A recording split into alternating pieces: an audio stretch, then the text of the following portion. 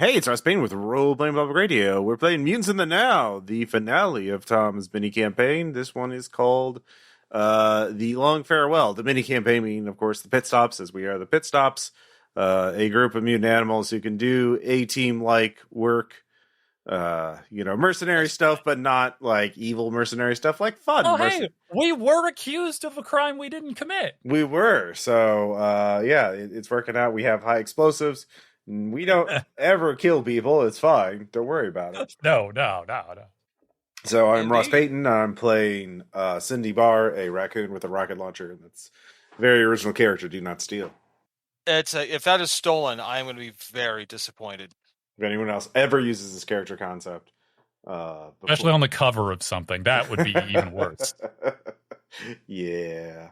That Ross made me read. Well, tried to. Yeah. Very good. Oh, hi! I'm not Ross. Mm-hmm. I'm Thad, actually, and I'm playing 44, who is a mutant Maine coon cat who is not great at socializing, but has a little sister, and so everything's fine. Yay! And Chris, and who still hasn't learned how to drive. I have actually. Oh, have you? Yay! Thank God. Yeah, last time, because we advanced before last session, which is the one that I missed. Mm-hmm. So in the interim, I picked up drive. So I do know how to drive. But you drive by bettering yourself, you've only made yourself more available to do chores for me. Yeah, I went from being unable to drive to now I have a 70 in drive. Ooh. But do you drive angry? Look, that's my secret. I'm always driving. Awesome. All right, and lastly, there's me. There's you. It's me. I'm the guy. Hi, I'm Christopher Farmer, and I'm playing a very human-like giant roach named Druid, hacker, and a general sweetheart. I picked like a lot of emotional and spiritual like things that never came up, and it's too bad. So I'm just a big huggy roach man. Guy? I want to be the guy. Oh man, too late. Got to get in line. After me. Yeah, I love the most kind and human one is the most alien one. Yeah. We love Druid so much. We do. Druid rules. Okay, so I guess we're ready. No, when you last left off, you had followed Gerald, who you found out is actually Dr. Albert Dennison, who didn't create the goop, but created the means to produce it. And he had managed to get a great quantity of it and aerosol it, but apparently Agent Stansfield had intercepted him and has taken him and all of the aerosolized goop. And now you know your reasons for not wanting it released. It seems to be exactly what Stansfield is planning to do. Yeah, it seems like a big drastic thing to do, for really dumb reasons. So so I missed some things when I wandered off after Little Sister. That's unfortunate. Oh, yeah. You were doing other things the last session. No, I really like the suggestion from before we started recording of Little Sister disappeared and I had to go find her. And you joined in what she was doing. Yeah, she was hunting mice, and there were good mice out there. Can't miss out. Mm-hmm. Oh, those were it's the mice were just magnifique. So wait, what's this about aerosolized? What now? That sounds bad. Yeah. The last. Gerald had taken the goop to a distillery, and kind of run it through a process where he kind of made it into an aerosol. Yeah, the cool and normal thing to do because you just want to be able to walk around in public. Like, that's a way to do that, not just, know. Yeah, that was Gerald's whole thing, is he just wanted to be able to walk the streets again openly. I mean, I knew that part. I just didn't know how he had progressed his plan, or that Agent, what's this guy? The good agent. Yeah. Oh, that was Agent Holland. Oh, Agent Holland. Okay, so the aerosol goop is secure now? No, Stansfield has it. Stansfield, bad that's agent. right. Yeah, the bad agent. Okay, so we need to find the aerosol goop. And why does have we figured out what Stanfield's motives are? Like I said, it seems to be like one of the main reasons you were against releasing it is basically nothing nothing secures funding for fighting terror more than successful acts of terrorism. Okay, yeah. Oh, he's gonna false flag mutate New York. Yep. Just I don't like that. I don't like that either. So do something about it. Yeah, we need to find him and the goop. So we need to basically. There's a couple different ways he could disperse it, right? But most of them are planes or helicopters. So because there's not just crop dusting planes, but there's also like firefighting planes, and of course he could just have dudes with some kind of dispenser in a helicopter just spraying down the place, but probably a plane is better. Yeah, I mean, it depends on. I mean, there's doing it that way. There's also considering using like I don't know, circulating it through the subway or something like that, like during rush hour. Cargo plane filled with like mutant rhino men. It's mutant rhino men, and they all got a spray bottle full of the goop, and they're just out the side spraying like mad. They fly by. I told you we should have gotten those squirt guns with the batteries, so it's automated, not this manual pump thing. It's awful. The battery ones are never as good as the super soakers. Don't let them trick you. Yeah. Yeah. Oh, and also you had to take in about 18 workers at the distillery who are now mutants. I'm sorry about that, guys. Yeah. Shouldn't be forcibly mutated. It's not cool. Yeah. I mean, we need to let them choose to. I mean, we can't hold them prisoners, so they're gonna go to their families, at least some of them, and so it's kind of like, oops, mutant animals are going to be exposed to the public probably. So that's a future problem. We need to find the. If we don't have any other leads on where Stansfield is, I guess we just go to the airports that have access to crop dusters and or firefighting planes. Well, so do we know it's going to be aerial? Is that a thing that you guys narrowed down? Well, you're kind of just you're making assumptions. I mean, that would be a good way to disperse it. It would be a good way to disperse it, yeah, but it's not the only way that's true. I mean, you could also because it's aerosol, right? It's not going to be in the water supply. What if they harness the power of a tornado or hurricane? Or they get a magic microwave thing that works how Christopher Nolan wants it to. Oh, yeah, that's true. That's just ridiculous. But yeah, we don't have any leads though, so it's like Agent Holland says he's doing everything he can to find out what's going on without revealing himself that he's actually working against Stansfield. Maybe we should get somebody with do we have any maybe we should get access to a helicopter, so whenever we figure out where it is, we can hit it quickly. But then of course let's steal a helicopter. Yeah, let's steal a helicopter. Do we know any helicopter pilots? I mean, I feel like if we need air stuff, wouldn't we want to go to the Mavericks to talk about that? I can Google it. Oh, yeah. Let's talk to the Mavericks and let them know what. Actually, let's just ask the Mavericks. Okay, if you were dispersing aerosol over New York City, how would you do it? Well, hang on. Oh, shit. I forgot to bring up the Enclaves thing really quick, which has everyone's names. Names are used. That Tom Cruise movie and answer my question. Yeah. No, we have to. Once you start watching Top Gun, you have to finish it. Look, after chasing sunsets, one of life's greatest joys, playing with the boys. Mm-hmm. Yeah. So, Maverick herself, you actually, I think you managed to convince the Mavericks to go against it. Yeah, I think I remember that. Mm-hmm. That sounds vaguely true. So yeah, you just go. I mean, she's like, well, I've never actually thought about dispersing chemicals across a city. I mean, not this month, but. But the idea thrills you now, doesn't it? So, how would you do it? Well, obviously. Well, he says, how much we're be talking about? Yeah, do we know an amount? Yeah, you know that he had about 1,000 liters of it.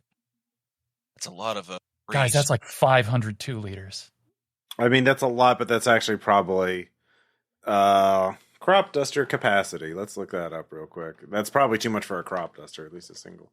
Maybe it is enough for a 2 liter. I mean, I still worry that you're focusing too much on aerial dispersal because not to be like I read too much about terror attacks, but like you can always think of the famous the subway sarin gas attack in Tokyo where they just had famous sarin attack. Yeah. The classic. Look, just saying, weird apocalypse cult gassed Tokyo subway, and that was pretty effective dispersal. I think the thing is that that's still limiting. If it's in the air, it'll spread farther and hit more people. Because this stuff is like even a small dose mutates people, right? Okay, how about you guys focus on air? What if I reach out to the who are the people who move people around the city? Pipeline. Actually, we're actually probably not even planes. Now I think about it, he could, there's crop dusting drones, so he could just have a bunch of drones fly through the city. You can have a drone up to 100 gallons. So you can train pigeons. Yeah. Actually, Maverick ourselves as well. If I was going to do it all in one go, I'd get one of those firefighting dispersal planes. Okay, well, let's go to the air. Can you get eyes on the nearest airport with those kind of planes and just see if any of them are fueling up? And we can start heading that way in person. So if you see anything, we can confirm that. But you would get there faster in person, in mutant. Thank you. Mutants are people too. Yes, they are. All right. She's like, yeah, all right, give me all right. Yeah, it's like, give me a few minutes. I'll have all the locations of the ones within flying range of the city. Mm-hmm. And it's that point you get a text message. It's from Holland, and it just says contact me on a secure channel. Oh, we have one of those, right? Druid, you can secure things, right? Absolutely. I know what a virtual private network is. Just to give you a moment with this VPN dummies. Oh, yeah, that's the thing my podcasts keep trying to get me to buy. Hey, speaking of podcasts, if you're a listener to RPPR Actual Play, use coupon code, not a coupon code, at use fake VPN. Yeah, use coupon code, just, pirate responsibly. I mean, don't pirate responsibly. Man, that was some God hand transition. What a segue. Breathless. You're the God hand? All right. So we talked to Holland securely, thanks to our VPN and all that jazz. Mm-hmm. Allegedly. Anyway, Holland says I've been doing everything I can to try to figure out what he's planning, but he's not, obviously he's keeping everything secret from the agents that he's working with right now. Sucks that he's so tight-lipped with you. The guy just outed himself like every opportunity he had. This frog sucks. No, Stansfield's not the frog. Oh. No, Stansfield's the asshole agent who took over the case from Holland, but then Holland got it back because of stuff. Are we done with the frog then? Stansfield has Gerald. Yeah. Okay, so I can still get him. Yeah. But yeah, as a hostage or whatever, I think, at this point. Okay, so you don't have any. So Holland, you don't have any actionable information about Stansfield. If there's any record of what he's planning, it's not here. Okay. But for sure, I'd say for sure he's definitely planning something. He's got because despite all of this, he has us taken off of alert. Okay. I mean, is it likely he's using his own plan, or is he just going to be pushing forward with what Gerald's plan was, using momentum that Gerald already had going? Holland, can you track the locations of federal vehicles, like FBI pool cars and that kind of thing? Yeah, I have access to that if they're federal cars. Okay, can you check local airports and see if any of them are near local airports with firefighting planes? Have we narrowed down which airport would have the firefighting planes? She's listed. There are about 13 different firefighting airfields that have planes like that within range of New York City. Okay. So are there any federal vehicles at any of these airports? Boy, that's definitely an easy thing to do. Let me ask this question. Are we trying to catch this guy, or do we just want to prevent the attack? I mean, the main thing is stopping the attack. Okay, let's get a bunch of these Top Gun guys, Mavericks, let's get 13 of their best, and they're each going to go to one of these airports, and they're each going to steal the firefighting plane. Well, at least see if anyone's fueling up or getting the firefighting planes up and loading it up with suspicious, containers and shit. Oh, yeah. As Maverick is, she's getting the list compiled. She says, "Like, wait a minute, there's an alert just popped up. Oh yeah, yep. Forest fire, forest fire in New Jersey. Has that been confirmed? Do we see any actual presence of it on social media? Can we corroborate whether that fire is actually happening? Druid, you're an internet guy. Can you?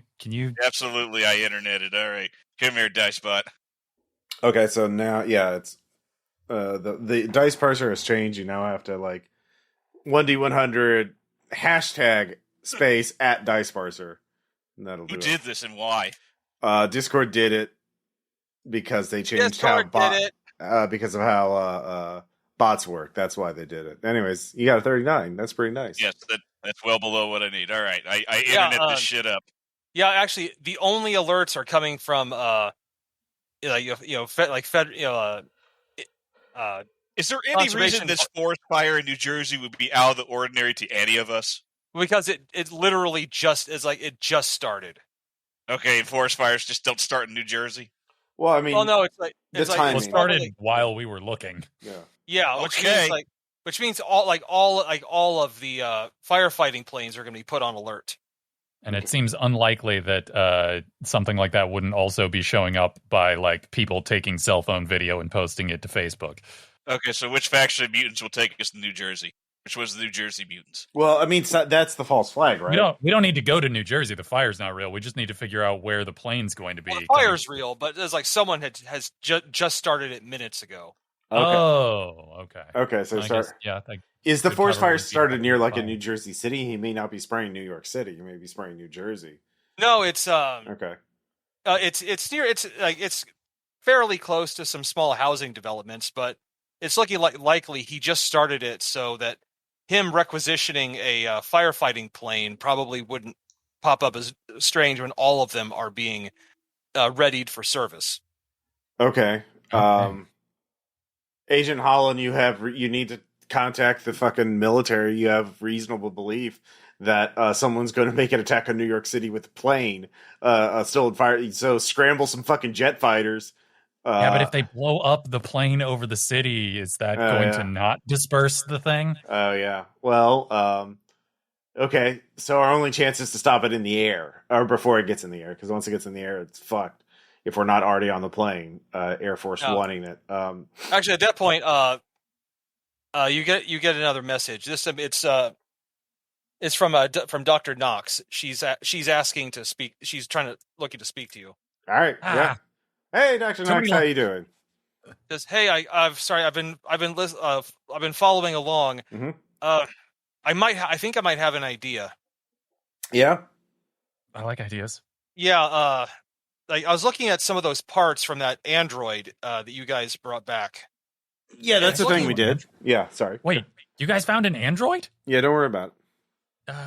Okay. You found some field mice. It's fine. That's exactly what you tell them. Like, don't worry about it. It's fine. Yeah. Mm-hmm.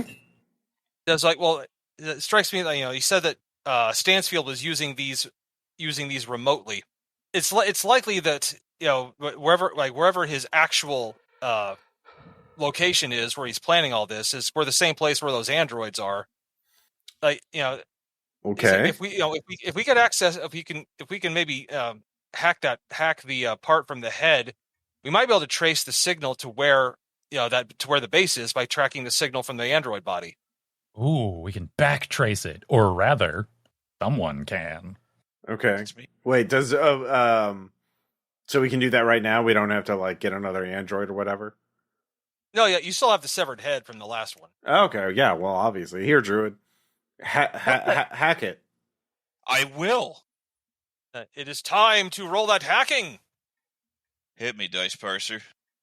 He parsed it well. I'm well underneath the score. Excellent. It's heavily encrypted, but since you have access to some of the actual hardware he's using. All right. Okay. Yeah, you what did I get? It's coming from about 20 miles offshore. Ah, shit! They're on a boat or a plane. Well, yeah, it's stationary. The signal's stationary right now. So it's a boat or an oil rig. Are there any? No, there's not oil rigs out there. Not 20 miles offshore. Not in the Atlantic. Yeah. That near New York and Long Island. Yeah. Which group of mutants does boats? Who are the mavericks of boats? The night surfers are. Okay. Do we know any of the night surfers? Do they like us? We're cool. Yeah. I'm cool anyway. It's true. Yeah. Although, Chris, you also detect this. Apparently, there are. You're detecting two identical pieces of equipment at that location. Like two of the same signature kind of like thing. Yeah, so it seems like there's two more androids at that place. Heavens, it must be dealt with. It must. Is fighting an android difficult? You guys fought the last one. He was fairly tough to take down. Was I there when we fought a robot and I just forgot it? Yes, you did. You were high on mice. Damn. Oh, okay. Okay, I'm gonna say, I feel like I would remember that. All right. Somebody go. I'll say, hey, Chris, do you have like not just hacking, but do you have like a computer tech skill? Yeah, let me see here. Well, you also infosec and programming, troubleshoot. Yeah, give me an infosec. All right. Information security. You want information? Oh, you won't get it. Damn. Oh, I think that's a critical success. Hell yeah, it is. All right. Yeah, Chris, you spent a little more time examining the signal, and you got a theory in that insect head of yours. Ooh. It is, if you could get like some kind of VR setup, you might be able to actually hack in. You use two minds to take control of those androids that are already on board wherever this base is. All right, let's launch. Oh, are we drift compatible? Yeah, if you could get access to some like VR equipment and combine it with a transmitter. Okay, which group is the VR mutant? I don't know if there's a gamer mutant. The Whispers would be the closest. Yeah, and we don't know any. Oh no, wait, we are Whispers. Oh yeah, yeah. All right, let me open that Oculus Quest 2, motherfucker. All right. I catch 22. Do you have an Oculus? Lie. Yeah, we could just contact our Catch 22, which I think is the leader of the. Yeah. She first of all, just telling her this idea, she immediately gets excited. Like, that is amazing. Yay! Right. It's like, I think we should be able to scrounge some stuff up by the time you get here. Okay, sweet. Off we go. And Adam West Batman transition. Yay! And they've actually got they were able to scrounge up some gaming VR headsets. Ooh.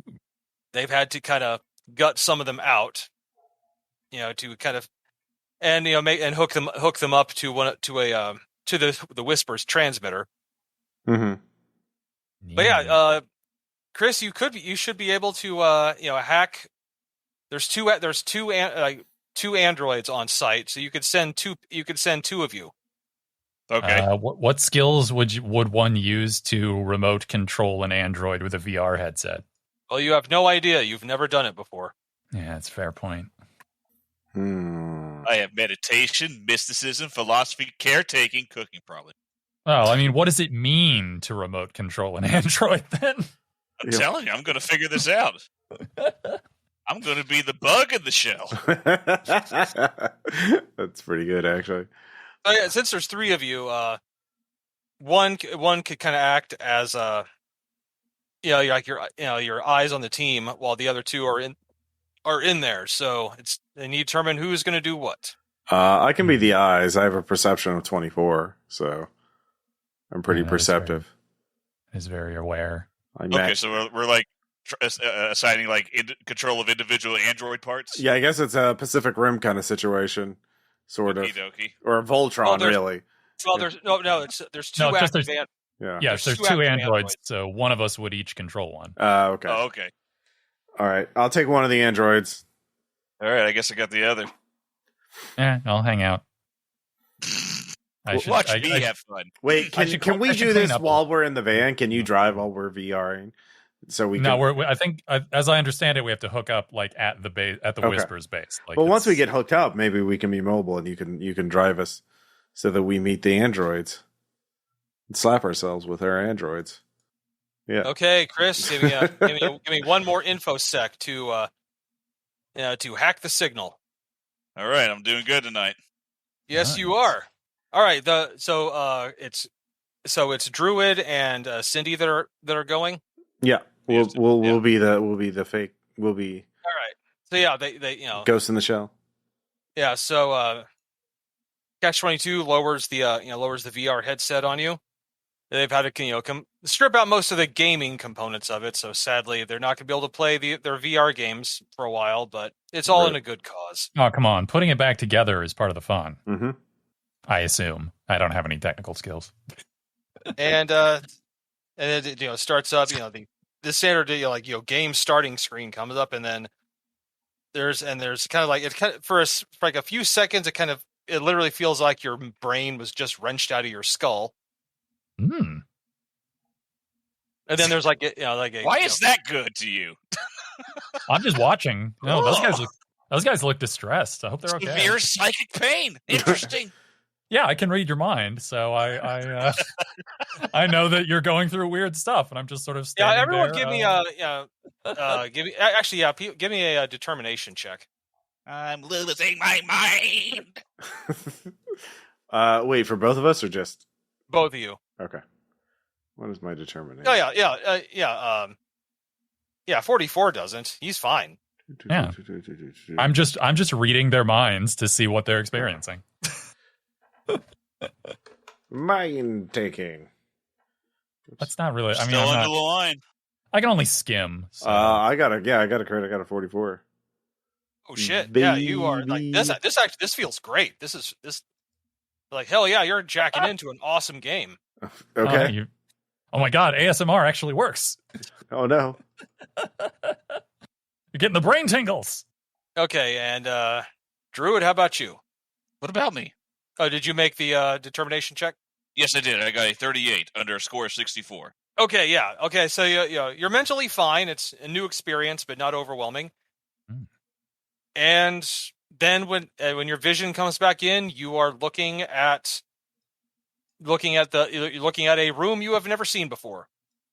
Okay. Do I see the other android?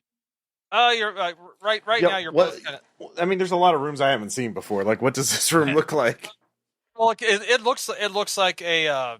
You can clearly tell this. You can tell this like this is a room on a ship, but it's loaded with computers, like all kinds of equipment. The Street Fighter V training room. That's it. Yeah. All right. Ooh. While you're controlling a robot, you could hack the computers on the ship that you're infiltrating as a robot. Jesus Christ. Well, Druid can do that. I will look around. I meant, not you. Okay, yeah, fair. But do I see the android that Ross is controlling? We in the yes, you do. And I flipped Druid off. Both of you are looking at an exact copy of Agent Stansfield. Is he in like inert or like inactive? Unplugged or whatever. No, it's like, you're looking at each other, and you both each see of you are. Okay. All right. Oh, was Stansfield an android? Yeah. Well, he's controlling android copies of himself, apparently. All right. Do I successfully use the android to flip off Druid as an android? Oh, absolutely. Did you do the skill roll? Yeah. Do I have to roll to flip him off? No, you don't. Okay. Come on! I want to really critically fail it because it's a lot like like when egos are in synth bodies and they're not used to it in Eclipse phase. So you're moving your body, but you're not feeling anything. Okay, well, I'm still gonna roll. Wait, are we assuming there is a real human exterior? Yeah, I rolled a 12. Sorry, it's a pretty good bird. Yeah. Are we assuming there actually is a real human Stansfield, and there's not just some person we haven't met controlling robots that all look like the same guy that people call Stansfield? Well, I mean, given his level of access and credentials, either like the U.S. government made a fake identity, Stansfield, or there was a Stansfield, and yeah. But okay, well, there's one thing for sure. There's Apex logos on everything in here. Okay. Oh, boo! We don't like them. Is this a room with a window? No, it's it looks like this is an interior room on the ship. Okay. Do I can I hear things? Yeah, you can hear things. It's like the body the only sense you have no sense of taste, touch. Smell, or touch. Right. Is there? You guys can still hear? Can they still hear and talk to me while they're doing stuff, or does it? You try. Yeah, it's like, hey, you guys, you still hear me? Yeah, and you hear 44's voice. It kind of sounds like it's coming from a headset that doesn't exist. Okay. Hey, do you want me to pass on information to Holland about the boat thing that we found, or should I? I'm going to say maybe. Did you hear that, Druid? Do you hear that? Does the android say that, or do I say that? The android says that. Okay. Uh-oh. Oh, careful with that. Yeah. Okay. Well, you're talking like when you speak through the android, it's Stansfield's voice. Yeah, but like, so 44 did not hear that. No, 44. Yeah, you heard that. Okay, no, I think, as I'm understanding it, when you talk, you both talk in the room where I hear you, but also the androids will say exactly what you say. Okay, so it's both. All right. All right. I just wanted to figure that out. Okay, be careful with that. Yeah. I will give a thumbs up sign, and stand up. Yeah, it's weird. Like you're in robots, but you look just like humans right now. Okay. That gotta focus on the mission, not that. So so you said there's computer equipment, or there like liquid containers here? Yeah, there's the android body looks like it was in like a kind of a recharge station. Okay, but is the goop here in this room, or is it? No, you don't see okay. any. Are the computers active, actually doing something, or are they like? Well, yeah, there's like all kinds of servers, and they all of them seem to be up, running, and humming. Okay. Yeah. Well, Druid. Time for me to hack. Yeah. Open them up, so we can. And I will put my ear to the door of this room and see if anyone's coming. Do I hear the engines? Like, does it sound like I'm close to the engine room or far from the engine room? Ooh, all right. I had to pay for all those good rolls earlier. Mm-hmm. Oh no! What'd you roll for? It's in dice roll. Hack this. Yeah. It's a 99 for listeners at home. Yep. Yeah, sorry. It just seems like it didn't work, Chris. Okay. Darn. Okay, didn't stuff any alarms or anything? It just looks like you just didn't do it. Okay. Well, this has been fun. Jack out now. All right, so we need to stop the ship or sabotage the ship. We need to see if we need more intel. We need to figure out what's going on.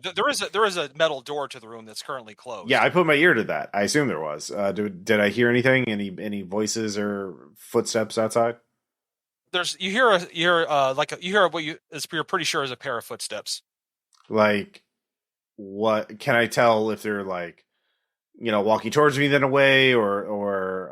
They seem to be just kind of walking by the door. Okay. And then you hear that they get closer, then they pass by, and then they start getting quieter. Okay. I'll give it like 30 seconds to let it pass. And then you hear another set of footsteps sounds like running footsteps coming towards the door. Okay. I motion for Druid to get to the other side of the door, and then I will pick up a large heavy object and be ready to bonk whoever steps in. The large heavy object is me. No, you're too big. There's a fire extinguisher nearby. There we go. Yeah, fire extinguisher's good. Yeah, you hear a code being punched in, and then an electronic lock clicks. Okay. And you hear some like, okay, it's like that's it. Like checking out the server disturbance now, sir. Did it sound like he was talking into a radio or like a radio? Okay. All right. Yeah, because afterwards you heard kind of a crackle of a radio thing. All right, let's snake this fucker. Yeah.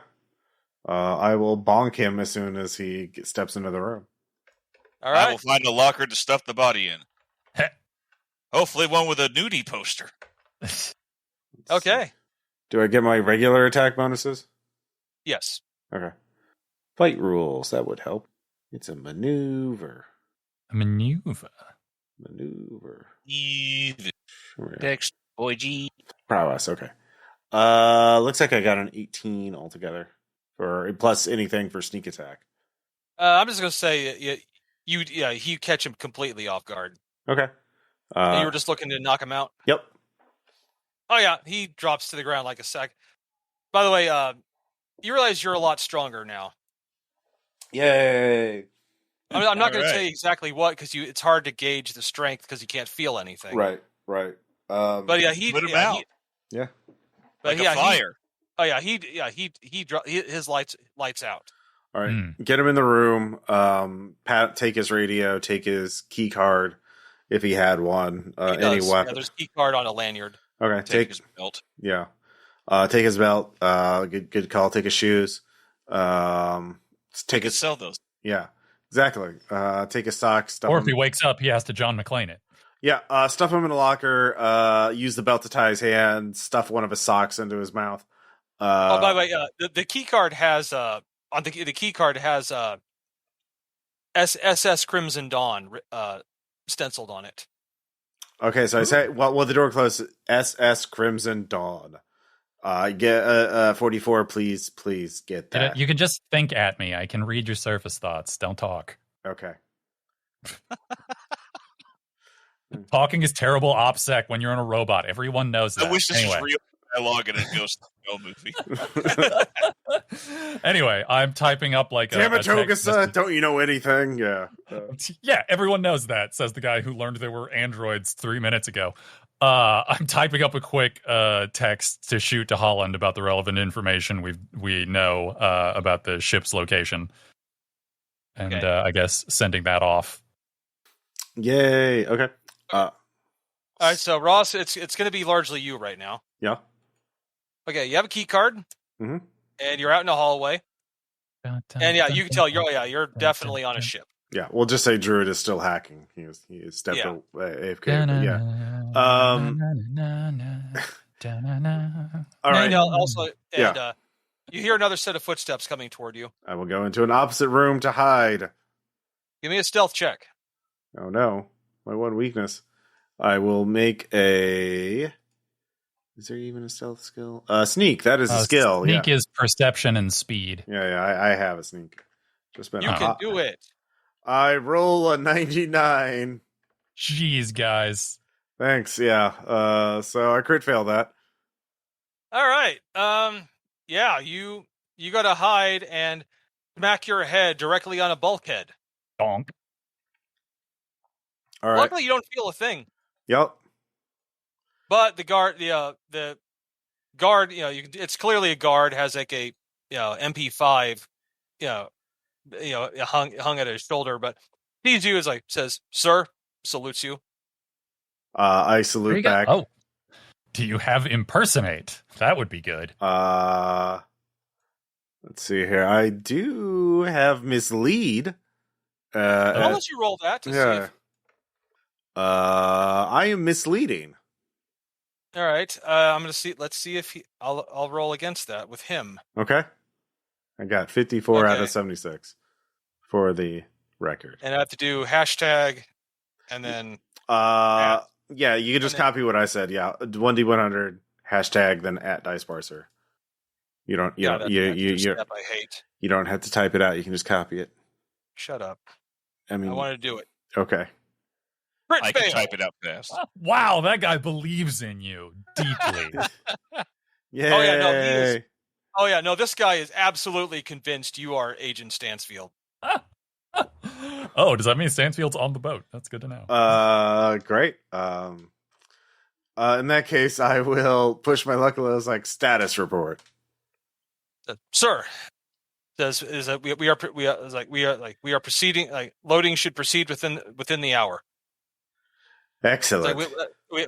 Site 1 should be secure. Site 2 will be ready. Site 2 will be ready upon your command. Yes, excellent. I will do that. Very well. Carry on. Simonson back at HQ is already getting suspicious of this Agent Holland. Like, would you like? It's like he's asking for permission to take him out. Whoa! I am texting Holland about Simonson being a double agent. Oh, tell Simonson now is not the right time. It would be better later, when after after work. Let us. He chuckles like, of course, sir. I'll relay the information. Yeah. Information after dark. Yeah. texting. All right. I will. Hey, yeah. So, Druid, are you back?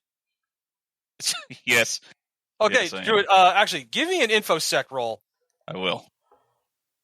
Ew. Do it. Boy. Yeah. All right. All right. I'm going to say you don't have it, but you realize that there's like a secure channel they're using to communicate with Simonson back at the open HQ where Holland is. Can I try another roll to pursue this channel? If you did, you'd have to remain there for about 10 minutes. Okay. Do we think this is a good use of my time, or should we be doing something else, team? I mean, I can. Yeah. Well, I mean, also this fact, if you left together, there'd be two identical Agent Stansfields walking around. Yeah, we couldn't do a Laurel and Hardy. Okay, yeah, I should stay here and do hacking. Yeah. I'll keep snooping around, acting like I know what I'm doing. And I can skim what's happening off of each of your heads and update you when one or the other gets killed. Mm-hmm. Okay. In this case, since Holland texts 44. Mm-hmm. Hey-o! And he says, like SS Crimson Dawn is a privately owned super tanker, and it's currently docked. It's currently docked about 20 miles off the coast of Long Island. Hey guys, you're docked 20 miles off the coast of Long Island on a super tanker. Mm-hmm. Oh, also, I text Holland about the name of the guy who was asking whether he should be killed, and he just sends, I'm going to get right on that. Neat. Okay. Good. I like technology. Also, your psychic powers. None of this would have been possible. Yeah. No, they had VR in the 80s. We would have had to page him. We had that documentary, Lawnmower Man. That was all about VR. I remember it well. It's okay. We got pagers and bag phones. It's fine. Mm-hmm. All right. I will proceed going the opposite direction away from that guard. Actually, as well, there's looks like there's kind of a deck map of the ship. All right. I will look at this deck map very carefully and take a screenshot. I think. Actually, the thing is, you can actually take a screenshot directly with the eyes of the android. I would do that. Yeah. Android finally has that function. Heyo. Heyo. And apparently there's also decks for like the decks above, and one actually has this main control room. Okay, I will. But there's the bridge, but this is separate from the bridge. Okay, I will head up to the main control room. That seems like a place where stuff is happening. Mm-hmm. Yeah, you have to climb up 2 decks. Okay. And you find it. Yes, the ship is definitely stopped. So the engines currently aren't on, just enough to keep the generators running. Okay, so yeah. I mean, also, Cindy, don't forget that if that soldier's not surprised to see you there as Stansfield, that means he might actually be there. So Mm-hmm. Get his ass. Keep head on a swivel. Yeah, of course. Yeah, I got you as backup. It's fine. Don't worry about it. All right. Yeah. I'm also listening in on the radio that we got from that guy we knocked out. Apparently, there's a lot of activity for. And there's a lot of talk of Site 1 and Site 2, and also Target 1 and Target 2. Oh, can Druid... Druid's doing other, checking the communication channel stuff right now, right? Yeah. Yeah. Okay, well... Oh, yeah, Ross, a few minutes, you're up 2 decks, and there's a large security door that says main control room, but it's currently open. Do I hear voices or anything? You do hear some voices, yes. Are there any of them Stanfields? Give me a check for observation. All right. Perception. How you doing, buddy? I don't know if that's a good one or a bad one. Yeah, what is a straight 100 in this system? No, I'm actually going to call that critical success. Okay. Oh. House rule. 99 would be the worst of all critical failures to me, but if you roll 100, that I'm gonna seems, have that seems fair. Yeah. No, you absolutely do not hear his voice. Oh. All right. I will sort of saunter in. All right. It's mostly like they look like technicians, and technical people. So they look up and salute you and kind of go back to what they were doing. Okay. I'm just nodding to them, saluting, getting good looks at their faces and any sort of look for operational maps. Yeah, that's anything pinned to a wall or on a table dramatically. There is one of those. It's like a big map table in the center of the room. Oh yeah, I take a big old gander at that. Study that. Yeah, and it's one of those. It's one of those fully kind of holographic interactive maps too. Ooh, yeah. Can you interact with it like in Minority Report, like weird gestures and shit? Yeah. I mean, like on a flat ground. It's not all around you, sadly. Oh. Boo. We're not. It's not Minority Report yet. Oh. Come on, I gave you remote controlled androids. Give me a break. That's true. What more technology do I owe you? I don't need remote control androids. I'm just reading minds. What about you're right. You technology? don't. But I gave it to you. I mean, skimming minds. Yeah. That's called taking the mind. No, I'm just borrowing. So yeah, there's clearly marked, and there's actually briefing files for target 1 and target 2. And what are those targets? Kind of just push on it and it expands, and the map immediately slides over to Manhattan Island. Okay. And it's kind of it looks like it's including reports of wind patterns, wind directions, flight paths over the city. So you're definitely looking to be an aircraft over New York. Okay. And then there's target 2. Yeah. What's that? Click on that. Map heads further south. Mm-hmm. And it looks like target 2 appears to be directly over the Washington, D.C. Mall. Oh. Okay. Yeah, East Coast is very close together. That airspace is pretty closed off. But they probably have thought of that. But yeah, you're not seeing flight paths or anything like that. Okay. It's actually given targeting coordinates. Mm-hmm. So it's not looking like an airplane that's going to be coming to Washington, D.C. Is it missiles? Yeah, missile would be a good bet. It's looking more like targeting coordinates than flight coordinates. Oh, dude, what if they watch The Rock and they got all their ideas from that movie? It looks. I mean, except for using Alcatraz, but yeah. And also it's Washington, D.C. Yeah. Yeah, but the globes in that movie, they were full of gas. Oh yeah, that's true. They were globes. Yeah.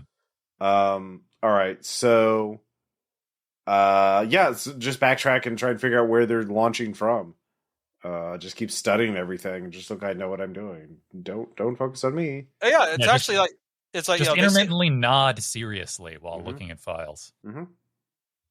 Oh yeah, this map is pretty detailed. It looks like it's indeed going to be a firefighting plane for Manhattan. Sweet. And it's looking like it says mobile. It's basically mobile launch platform for heading to Washington, D.C. It's a mobile launch platform. Okay. Metal Gear? It seems probably more likely that there's a vehicle that has the missile on board. Oh, if it's fired from a railgun, it could be fired from anywhere without being traced. Oh no! Insta-give all the way. I am very quickly texting the stuff I'm skimming off of Cindy's brain and sending it to Holland to keep him in the loop. Okay. At that point, one of the technicians comes up to you and says, "Sir, says Agent Smythe is asking permission to get rid of Gerald if we need anything else. Asking if we need anything else from him." No, we need a baseline for the response. I'm curious about a higher dosage of goop exposure would do to someone, because we're going to. I realize it's not going to be an even distribution of payload on our targets. So so you want me to call down below decks and yes, and bring them up here. Prepare a room for us. Get a container of goop, and put him in an interrogation room nearby. Of course, sir. I'll tell him right away. Yeah. Okay. Yeah. So that will be very good. Okay. Man. Yeah. Are you guys gonna remotely kill Gerald without me? I'm gonna remotely do something. I think about going to remotely free Gerald and get him out of there so he can stand trial for all his crimes, or at least we can beat the shit out of him in person. Yeah. Yeah. I don't want him to be executed. I'm not really cool with that. So we've killed a lot of people for less. No, they now, were just lifetime imprisonment. That's okay. Yeah. And anyway, Druid, you can make that roll again. This I make it at an advantage. Doki, please remind me what advantage is in this game. Two dice rolls keep the higher, or keep the better rather. Because you've spent some time studying it. That was correct, right? Oh man, I broke it. Well. Too powerful for the mighty dice parser. Son of a bitch. Did it not roll? All right, I'm going to pop open the dice roller. Oh, I didn't even see it go through. All right. Stand by, everybody. Dice bots being an updated pain today. God's sake. I'm sorry. Oh, there you go. Does 57 make your skill? Yes. Oh, so okay, yeah, you've gotten through the encryption, so you now have access to the secure line he's using to communicate with his this Simonson character agent who's acting as his spy in the FBI group. Okay. Taking this knowledge, I now do the next prudent thing. What's that? What do I do? Listen in. What do you hear? What do I hear? It's not right now. It's actually just you have access to the secure line that they use to communicate with their double agent. Okay. Oh, can I share the secure line with my other teammates? Mm-hmm. I do so. So So now you realize you can you can contact the agent on the line that he gets all of his secret orders from. Ooh. So you could kind of tell him, give him whatever orders you want right now. Oh, but if real Stansfield is listening, wouldn't he also hear that? If he was, but he's probably also busy planning this massive strike. Yeah, that's true. We have no idea where he specifically is or what he's doing. He had a big meatball sandwich for lunch. He's taking a nap. Yeah, treat yourself, basically. You play. It's the end of the world. Yeah, I'm also texting. I'm updating.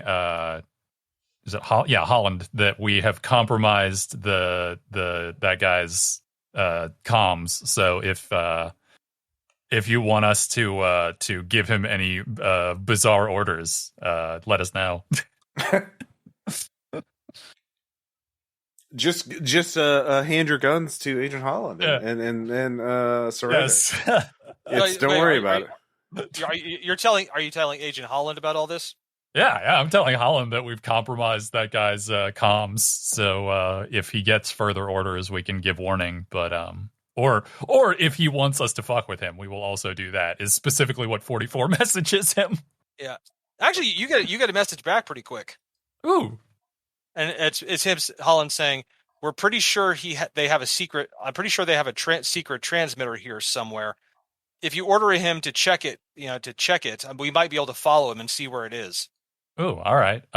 Yeah. Hey, Druid, can you just order a comms check over the secret channel? I do this thusly. All right. So yeah, you get on the comms to him, and luckily you sound just like Stansfield. I'm like a minor bird. I am. Ooh. All right. Tell him comms check. Repeat prior order. So it'll sound like that'll comms sound like check. Repeat prior order. You're like, Copy that, sir. Checking, checking, going to check systems now. Fucking third rock from the sun, great big head impression. Big giant head. So later, that same technician says, "Sir, the subject is in the room on deck D as you requested." Okay, I will head there. And so, when I get there, I will. Is there? I'll see how many other guards are around or other people. You get in there. There's just apparently the Agent Smythe, who is the interrogator. Mm-hmm. It's just him. Okay, and Gerald and Gerald's there. Oh yeah, Gerald's been worked over pretty hard. Okay. What do frog bruises look like? Is there a goop container there? Yes, there is. Is it aerosol spray? Is it a convenient a little hand pump thing? It is. Yeah, actually, it is. Okay. I pick it up. I nod at Smythe. I'm like, yeah, good job. Then I'll look at Gerald and just you're in for now. And then I just last second spray Smythe with it. What? I thought we were against mutating people against their will. Yeah, this is a bad guy. We're gonna throw him overboard anyway. Yep, you can break your moral code if the other person's really bad. You know what? For this, I'm actually going to roll on the random animal thing. I mean, I'm probably going to kill him anyway. It's the easiest way to take him out in one go. It's going to work. We're in a closed interrogation room. He mutates into a water bear. Yeah. Sorry, same size. So it's okay to kill the guy, but not okay to mutate him.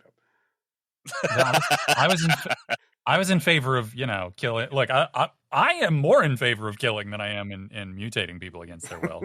I just wanted to get him. I didn't really understand what it meant when I wanted to. Yeah. That's just pointlessly cruel. Do you remember what it feels like to mutate? No, I was like a baby raccoon. Yeah. I don't remember. Exactly. It was 2 weeks. Yeah.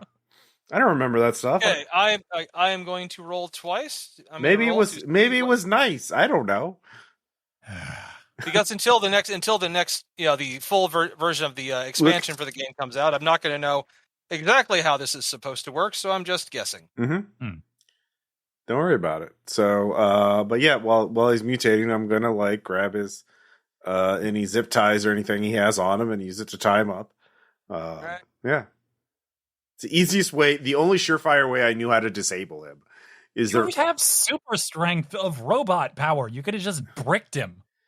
Yeah, well, what if I missed? What if I made too much noise?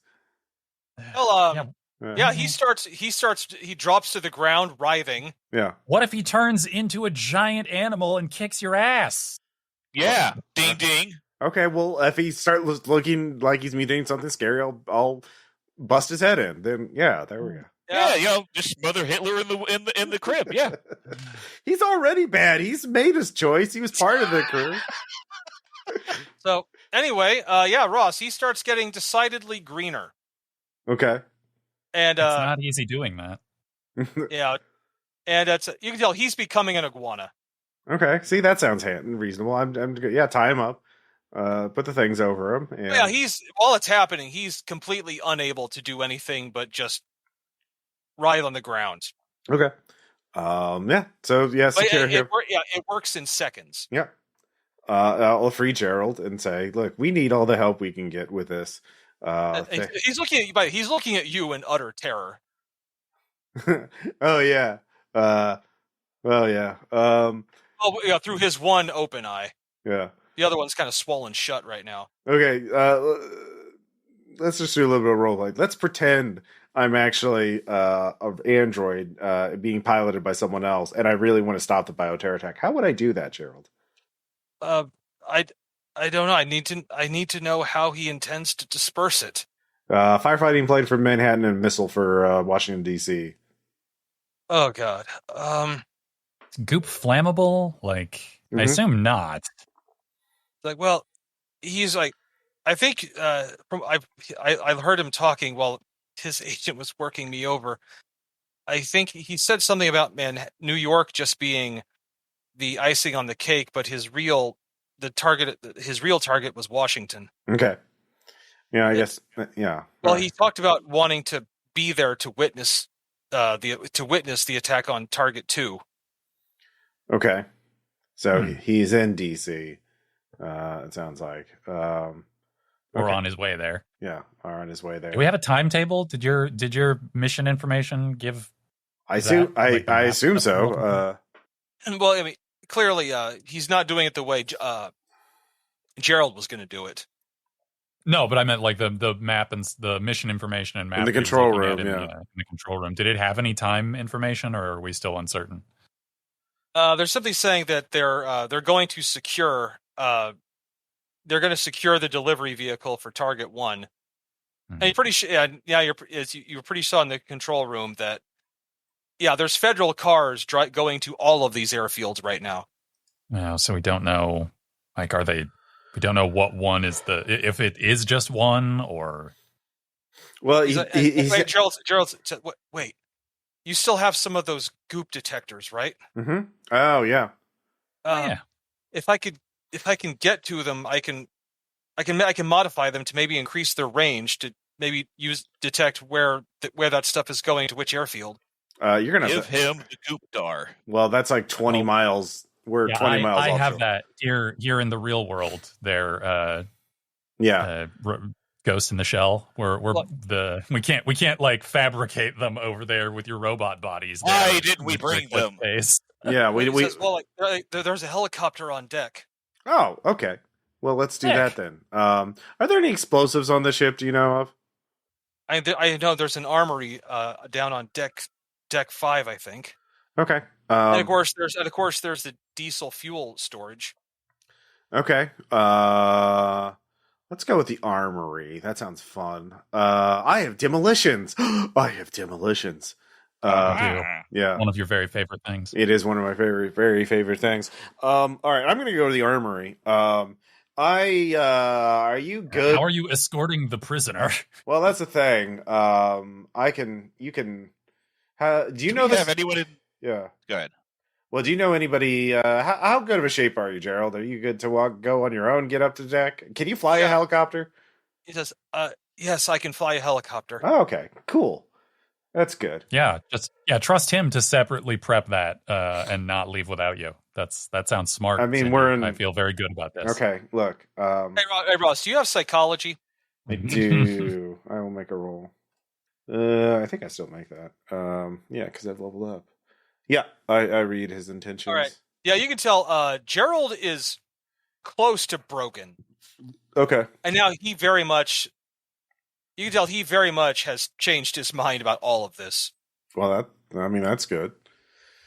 He would not. You're pretty sure if you sent him up to that helicopter, he would not leave you. Okay. All right. You go up and do that. If you here's this guy's gun, or whatever weapons. He said clumsily. It's like, oh shit. Yeah, you made a lot of dumb decisions here, Gerald. But you got played, and you're suffering for it. So that's something. So I'm gonna go to the armory, and then I'll be up on deck shortly. So cool. Good luck. I will go out the room and look both ways, see if anyone's posted there, and if they are, tell them to go away. And wait for them to leave, and then motion for Gerald to go out. Yeah, because you've yet to fit. You critically succeeded. Like, everyone down here just assumes you're Stansfield. Mm-hmm. Yep. So yeah, I will give Gerald a way out, and then I will head to the armory. And 44. Hey, you get a message. Your phone rings. Oh, and hello? It's Holland. The ringtone is brown sugar.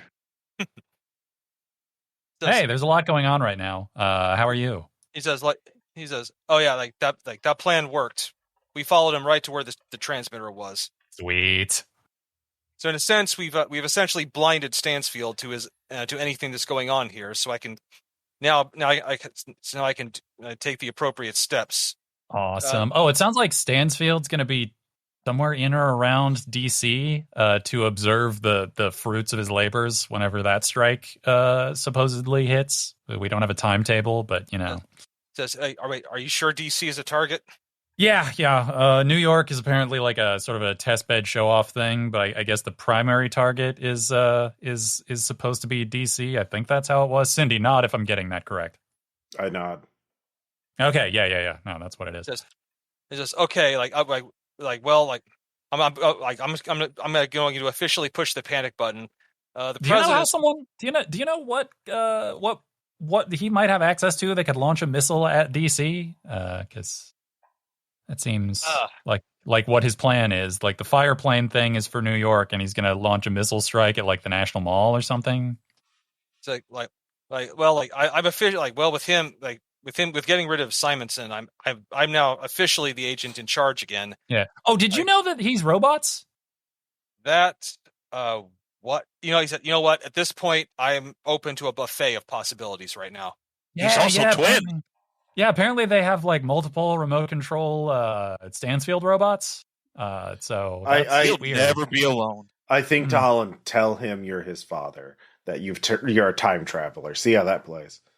What? What? He says, "All right, listen, look, I'm pushing the panic button. Like the president's not in DC right now, but still that." Yeah, I mean, he says, "All right, at this point, I'm sounding the panic alarm on all of Apex's activities." Yeah, that seems good. That seems smart. Give me a few minutes to get things in motion. I'll call you back. Oh yeah. Okay. Yeah. Ross, you are now at the armory. All right. I go in. Is there anyone there? And if you were still stealing weapons to sell, this would be a magical time. No.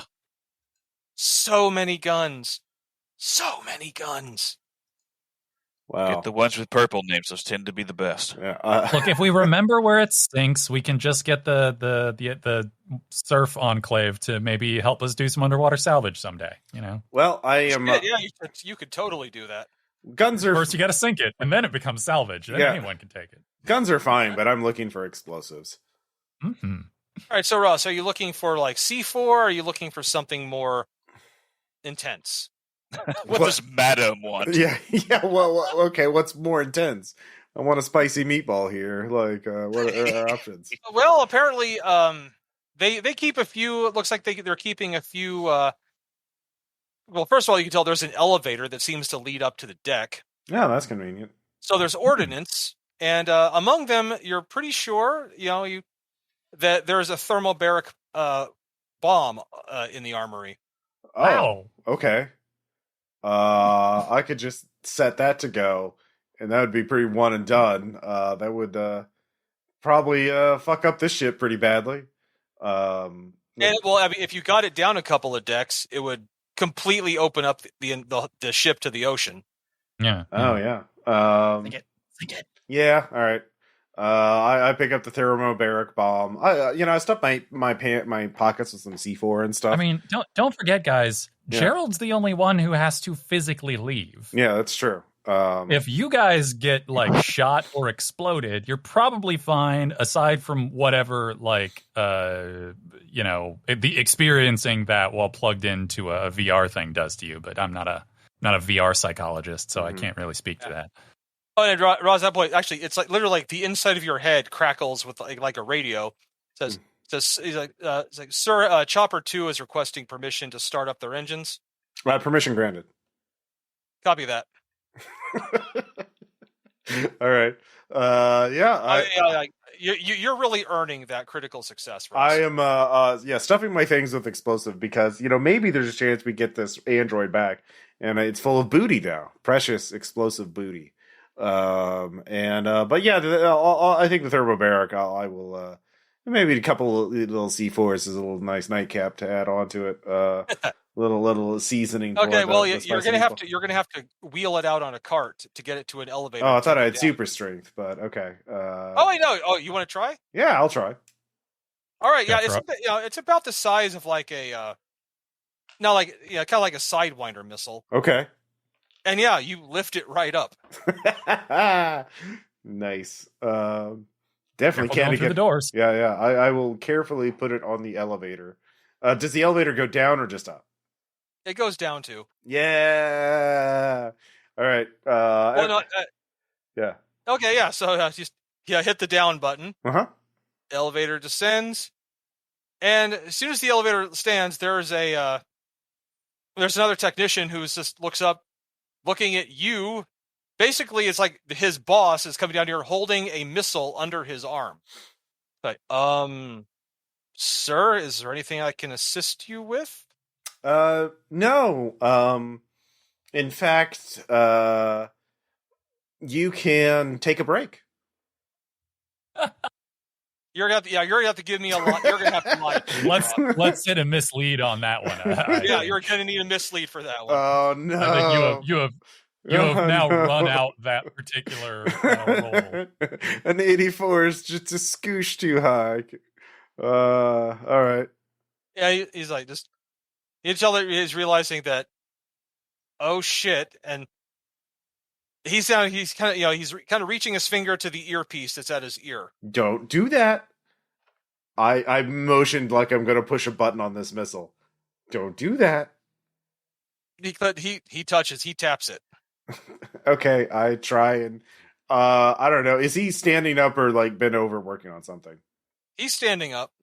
I will. Back him with the missile. You are holding a large bomb. All right, I will smack him with it. I will smack. I will attempt. It's not armed. You'll be fine. I will attempt to batter him down with the missile, like I'm using it like a battering ram. Fantastic, Ross. You better give me a swing away. All right. Natural 17 with a plus whatever my new strength and prowess bonus are. So yeah. So if it was me, it would be in 25. But yeah, I'm going to assume that this person is paced. Yeah. So you swing a multiple 100-pound bomb at this guy, and you kind of see like his head just suddenly jerks to the side. Like you hear a crack, and then a spray of blood and teeth go flying. So that's okay, but not. And he drops. His head is now stuck at a very awkward angle. Yeah. Killing is fine. Torturing is wrong. I don't see what's confusing about that. So you have completely shattered his neck and jaw, but he's still gurgling. I disagree with calling mutant transformation torture. Really? That guy did not seem to be having a good time from what you're... There's a lot of things that aren't a good time, but they're not torture. Okay. Right. Well, that lasted about 15 seconds. Okay. The mutation. So he's... Don't worry. He's now a mutant iguana tied up. Well, he'll soon be a dead iguana, all right? Because he's trapped in a locked room, tied up, and going probably not even conscious, but who cares? Anyways, I will go and find the best place to plant this thermobaric thing and start work on... in fact, you know what? I'm going to start working on it first so it can go off at a moment's notice, just in case. Oh well, it's basically timed, or you can hook it up to a detonator. Can a detonator be like some internal Android component, or is it like a little gadget? Oh, I mean, or it's a radio signal. Okay. So as long as you copy the signal down, you can transmit it from the android's brain. All right, I will copy the signal down and set it to detonate. Then I will start going. Give me a demolitions roll to arm the bomb. That's a critical success. Damn. Yeah. Oh yeah, no, it is perfectly strategically placed. Yeah. You are drift compatible with the missile. Yeah. And essentially, Ross, you've placed it in a spot that when it goes off, the flooding will be so fast that there will be no time. Like even closing watertight doors wouldn't be enough to stop it. Yay! Neat. Titanic, this bitch. Yeah. All right. Okay, Chris. Well, this whole time you've been hacking signals and doing all kinds of things. Backtracing the routers. I will say at this point, you hear the doors was left open, and there's like you hear a noise, a kind of a crawling noise approaching the door.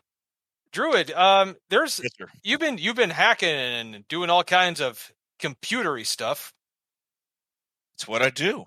Though there's a kind of a scraping noise approaching the door to the room you're in. I am immediately curious of this. You go see what it is? I do. All right, there is a mutant iguana. Yeah, with a muzzle around around him, tied up, crawling towards the room. Oh yeah, that's on Cindy. Recognized iguana? No, Cindy did. No, you've never seen this iguana before. Okay. let's see. I cry out for help since I still assume the form of my oppressor. No. Hey, no. No. Shut okay. up. I won't. Saying Cindy did that to one of the fucking asshole guards, so you should probably pull him out of sight. I pull him out of sight. Okay. Yeah, give me a, I guess a observational roll. Good job tying up your victim, Cindy. Victim is the right word. Hey, they're gonna not realize that that's one of them. They're gonna think it's one of us. 96. Oh no. All right, I'm just going to say you don't notice that he's using his newfound claws to start cutting. He's been cutting through his restraints. Oh yeah, they do have claws. Yeah. Ain't that something? Mm-hmm. Gotta bash him on the head? Oh yeah, you didn't see it. So you got to go back to what you were doing, and Okay. then there's another movement, and you see he has suddenly sprinted out of the room. Well, it was nice knowing him. I learned a lot about myself in our brief time together. And then an alarm sounds. Okay, I will get on the my radios. It's like there is a mutant iguana. It is a skilled impersonator. It will claim to be one of us. Kill it on sight. And there's a bunch of guards running around now. So yeah, an alarm has been raised, and they are looking for a mutant iguana. All right, get to the deck. I think it's time to make our present. I'm thinking this. Oh yeah, Druid. Cindy's gonna blow up the boat here in a minute. So you need to either, I guess, unplug from your android body or get to the chopper. I'm gonna unplug. Well, you can get to the chopper. Then we could have two androids we could mess around with later. Fine. All right. For your sick perversions, I'll do this. The next time I ask you to drive me to Taco Bell, I don't want any damn lip. Can I drive you to Taco Bell using the android body? Whatever. Okay. I just gotta think outside the bun once in a while. And so, Chris, you leave the room, and there's two armed guards who are looking right at you. Dang, son. I should do something. Okay. You're going to have to lie to them. Yes, okay. What mutant skill shall I employ in this? Do you have mislead? Philosophy. Yes, I'm going to get them into a philosophical discussion, make them question their motives for serving me. I don't. It's mislead, actually. Oh, I mean, mislead or impersonation. I would imagine if you don't have either, I think they would probably go off of affinity. Okay, affinity. Or sure. They're both based on. They're both based on affinity and perception. We'll just go affinity. Right. God's sakes, press the enter key. Boy. Well, the numbers were transposed. I don't get any credit for that. No, I'll say, like, you have one of those kind of moments, like, we're all fine here now. How are you? We're all fine here now. And it seems like these two guards are, you can tell, like, oh, they're putting two and two together right now. Oh, no. Okay. And now can I have that philosophy argument? And then one just taps his ear. It says, like, outside forces in control of the androids. All right. Damn. Smart guards. All right, fuck it. I'm going to detonate because. I mean, well, they could probably. Well, I mean, are you telling Gerald to take off? Yeah, I tell Gerald to take off, and then I detonate because I don't want the. I don't know if they're gonna if they just boot us out of the androids, right? Then we don't blow up the ship. I mean, I think one of the problems is if you have the unconscious android. Like, did you get to the helicopter? Did I get to that? You're still below deck. Oh, so if I die in the android body, I die in real life. You have no. You have no. Oh, we have no idea. Okay. All right, fuck it. I'm gonna try and get it to the helicopter thing because I don't want to fucking die. But whoops, probably should put it on a timer. But oh well. Yeah. I'm just running at this point, using my powerful robot legs. All right. All the guards have been alerted so they're gunning for you now. Okay. And in fact, Chris, these two guards are going to start shooting at you. Just like Metal Gear Rising. Okay. Well, we're F, so I'm going to self-detonate. But I Can you do that? I don't. Oh, it doesn't have a self-detonating thing. Then why were we talking about self-detonating? Well, no, I set up a bomb. Oh. Yeah. Okay. No, you can immediately disconnect from the android. Well, that's probably safest, yes. All right, so you kind of will yourself out of the body, and there's another whooshing of information, and wham, you're right back in you're right back with 44. I'm back, Hey, baby. There you go. Hey, baby.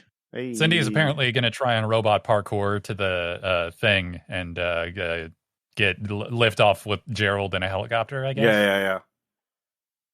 Okay, Druid, you could make one more, since you've now experienced it. You can make an infosec roll to see if the android is destroyed while you're in it, if that's going to result in killing the pilot. Oh yeah, that's a good idea. Infosec. I'm tired of infosec. How about infosex? I'm gonna roll for that. Oh, that sounds hot. You should totally do that. The dice are kind of me once more. Like, oh yeah, that's a critical success. Mm-hmm. So I definitely know something. Oh no, you know a shitload. Yeah, you actually know that it can be dangerous unless you do this. Unless there's like an exact process and you kind of figure it out. You could tell Cindy what to do to safely escape. Yeah. Yeah, okay. Digitally duck and cover. I relay this information to my comrade. Yeah, essentially, Ross, he kind of gives you a. It's essentially it's like there's a way you can disconnect from the body that would leave like a split second of time before that you would give you time to send the detonation order to the bomb before you were pulled out of the body. Okay. Can you tell if they're trying to reassert control over the androids? Well, apparently they're not. Apparently, you can't. They're not. They don't seem to be trying. Okay. Well, then I'm just might as well try and get a free android body out of this. Keep going to the helicopter deck. All right. Are you just going to ignore all of the guards who are going to be shooting at you? Yeah. I'm gonna spray. I'm just gonna if you chase me, I'll goop you. And see if that.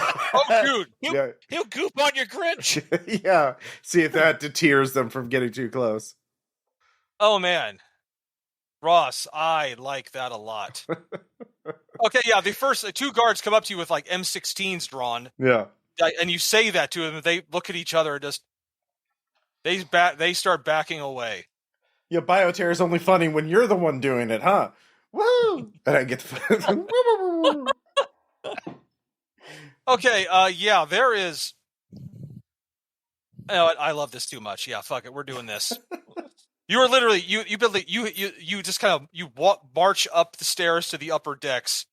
Guards are just, they're terrified to come near you, to come anywhere near you. Yeah, I'm brandishing the spray bottle very freely. Yeah, threateningly brandish the mutagen. Yeah. Get to the deck. Tell Gerald to be ready to get the fuck out of here. And, the rotors are already going full speed. Okay. I jump on, and as soon as we touch take off, get 100 feet away. Gerald, he sees you coming up the deck. Yeah. And sees what you're doing. Actually, he kind of gets on like the loudspeaker of the helicopter. Yeah. It says, "Sir, please be careful. That's aerosol. It says it can spread across the whole ship if it's shot." All right. They could tell you were heading to the helicopter. They were about to shoot the helicopter, but then when they heard that, they're like, "Oh shit! This stuff could spread all over the ship." Hey, Druid. Yeah. You have no idea what you're missing. It's pretty wild. But also, we should probably get ready to find a way to block their ability to track that android body if it's going to be in the helicopter. I'm on this. All right. That's one more infosec roll, Chris. I am a paranoid cat. There, yes. No, you're just a cat. So therefore, you're perfectly paranoid. Did you make that, Chris? I certainly did. All right. Actually, you tell. Yeah, there is they could wrestle control away from you from a transmitter on board the ship. Oh, well, that will be gone here in a minute. Yeah, is essentially, you can tell like they just haven't had a chance to, but they could. I mean, unless something were to suddenly happen to the ship. Yeah, as soon as we like lift off and get like minimum. Gerald, he lifts it off, and you pretty much blow it right at that moment. Yeah. As soon as I know we're not going to get hit, like because we're no longer making contact with the ship, and it's So yeah. It's a beautiful explosion, complete with like a massive shockwave. It spreads out over the water. Oh yeah, you fuck the lower hull of that ship up. Yeah. And, like the moment you do it, it instantly starts heavily listing. All right. And you can tell, like, this ship's going down in minutes. Yay! All right. Oh, right. I guess I should text Holland and be like, hey, that ship is sinking for some reason. It's listing harder than the Billboard Top 100. So you might want to look out for escaped Apex guys from an unforeseen sinking. Okay, you get back LOL. You get back on with Holland, and he's like, okay, like it's like they begun evacuating the essential elements of the government from that area of Washington. They're reluctant to start a general evacuation because of the panic that would cause, and that's just Washington. Never mind the whole island of Manhattan. Yeah, that seems like that would be hard. Well, I mean, it's pretty easy to protect Manhattan from firefighting planes, I would hope. I mean, there's already anti-aircraft shit stationed there. Again, like if you like, you might want to ask. You might want to ask Gerald how much blowing up a plane full of aerosolized stuff would stop or further problem. Oh yeah, Gerald. Yeah, what happens if a jet fighter blows up a plane or a missile with that shit on it? It would. Well, like if it blows up in the air, it could spread over tens of miles. Tens of miles, you say? Huh? No missile. The explosion ain't gonna vaporize it or anything. Not a missile. It would take something far hotter to do that. Oh damn! We had a thermobaric bomb too. Wow. Oh yeah. For want of more thermobaric explosives. And thermobaric. You're still covered in. By the way, you're covered in C4, Russ. Oh yeah. Oh yeah. Well, I mean, the missiles are not like C4 is not like thermobaric. No, it's not. I'm just saying you're still right. You're in the helicopter covered in explosives. Yeah. Yeah. Well, it's C4 is very stable. It's fine. Yeah, it's fine. It's fine. Don't worry about it. Don't worry about it. It's the teddy bear of explosives. Yeah. Very cuddly. Just don't stick it in an electrical socket. Yeah, I start fidgeting with a block, like just a little fidget spinner kind of thing. Only it's a C4 while I sit in the co-pilot seat. The C4 fidget spinner, I love it. So okay, so we stop the ship. That'll put a kink in their plans for sure. I mean, we've at least fucked up a major staging area of theirs, but we need the actual just terrorist ground all firefighting planes and scramble jets to well, I mean, we didn't figure out where the missile or the firefighting plane's coming from. So, and it's Gerald says as soon as he gets back and gets access to one of those detectors you have, he can. Oh, that's right. He can jury rig it to increase its range. Go to these coordinates, Gerald. We'll be there to meet you there. Yeah. You figure about 20 minutes. You can be okay. There. Yeah, hey, Catch, we got us a helicopter and a robot. Yay. Actually, one of the Mavericks is like, "What? You guys got a helicopter?" We do now. Yeah, it's one of them is actually one is a mutant. Like one of the Mavericks is a mutant penguin who has actually been learning how to fly airplanes. Sick. Since he can't fly, he sadly can't fly himself. Mm-hmm. Hey, I can't fly either. Well, when we get a plane, we'll let him know. I can drive now, though. Or can he also do helicopters? He can do helicopters too. Okay. So yeah, within 20 minutes, you're drinking. 20 minutes, you are back. Yeah, the helicopter lands right outside the librarian's headquarters. Neat. And 44, you get to see Gerald staggering over with Cindy. Mm-hmm. Mm-hmm. All right. Yeah, he's not looking good. Yeah, that's nice at least. Hey, we got a detector here. I've heard rumor that you might be able to do something with it. Mm-hmm. Yes, yeah, it shouldn't take me long. Just give me a few minutes. Yeah, you now have an android body. Yay, and explosives. Yeah. We have more explosives. I assume you already had some. Well, not this many. Yeah. I've been using them a lot more than I've been making them. I mean, and also these are professionally made. These are like they got a factory and everything. Ooh. I don't have a factory yet. We goals, right? Future goals. Yeah. Well. Anyway, so a few minutes later, Gerald has, he's tweaked the detector, and he's kind of worked it so it can actually kind of hook into satellites. And okay. he can get a more regional view with the detector. Ooh. Okay. And he does it, and yes, he's managed. There is a large signal heading towards a firefighting airfield in upstate in northern New Jersey. Okay. Okay. Is that the only one? Yeah, that's the one the big signal's going towards. Okay. Well, maybe they're shooting the missile from the same site. That would make sense. Instead of, well, I mean, well, it's not strong enough to detect all the way down to Washington D.C., but yeah. Okay. Well, now that the missile or the ship has been blown up, you could get closer to D.C. with this thing. All right, let's start driving south because it sounds like we have to go south anyway because New Jersey. Well, I mean, I feel like we could. Should we let Holland know about that and then make our priority tracking down the missile thing? Okay. That way we can send Holland the tracking information for the stuff that's in motion, what airfield it's heading toward, and let them know that we're heading out to look for the missile. Holland gets back to you, and he says we're doing they've raided the Apex labs. But it looks like Stansfield has erased a lot of their servers. But in that time, he's kind of made all of the armed forces response in this area in disarray, calling in fake alerts. So it's going to be some time before we can get any assets into any area around the city. I don't know. You do have a helicopter. We do have a helicopter.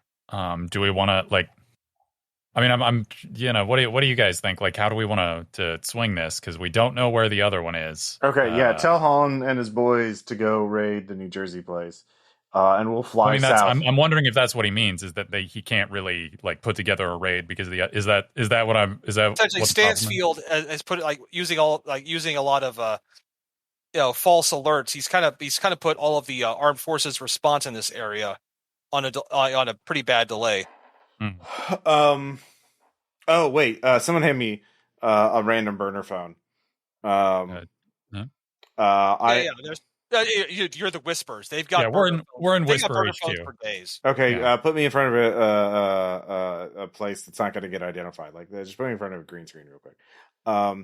Anyways, hi, my name is Agent Stansfield. I am a federal agent, and I want to kill. Here's a whole list of people I want to murder. Please, I will use my badge and authority and my power in federal law enforcement to assassinate political targets. I'm an extremist.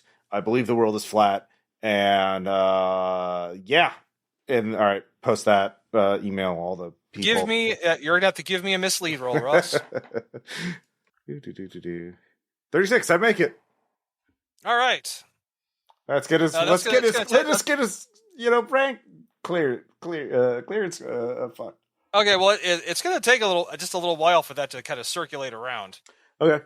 Well, Whispers can propagate that and get that. Well, I mean, if we have information about where they're going to load up the New York target, right? So should we just go and intercept that and maybe send Gerald with some Mavericks or Whispers or someone to see if they can't figure out where the Washington staging area is going to be? Or what?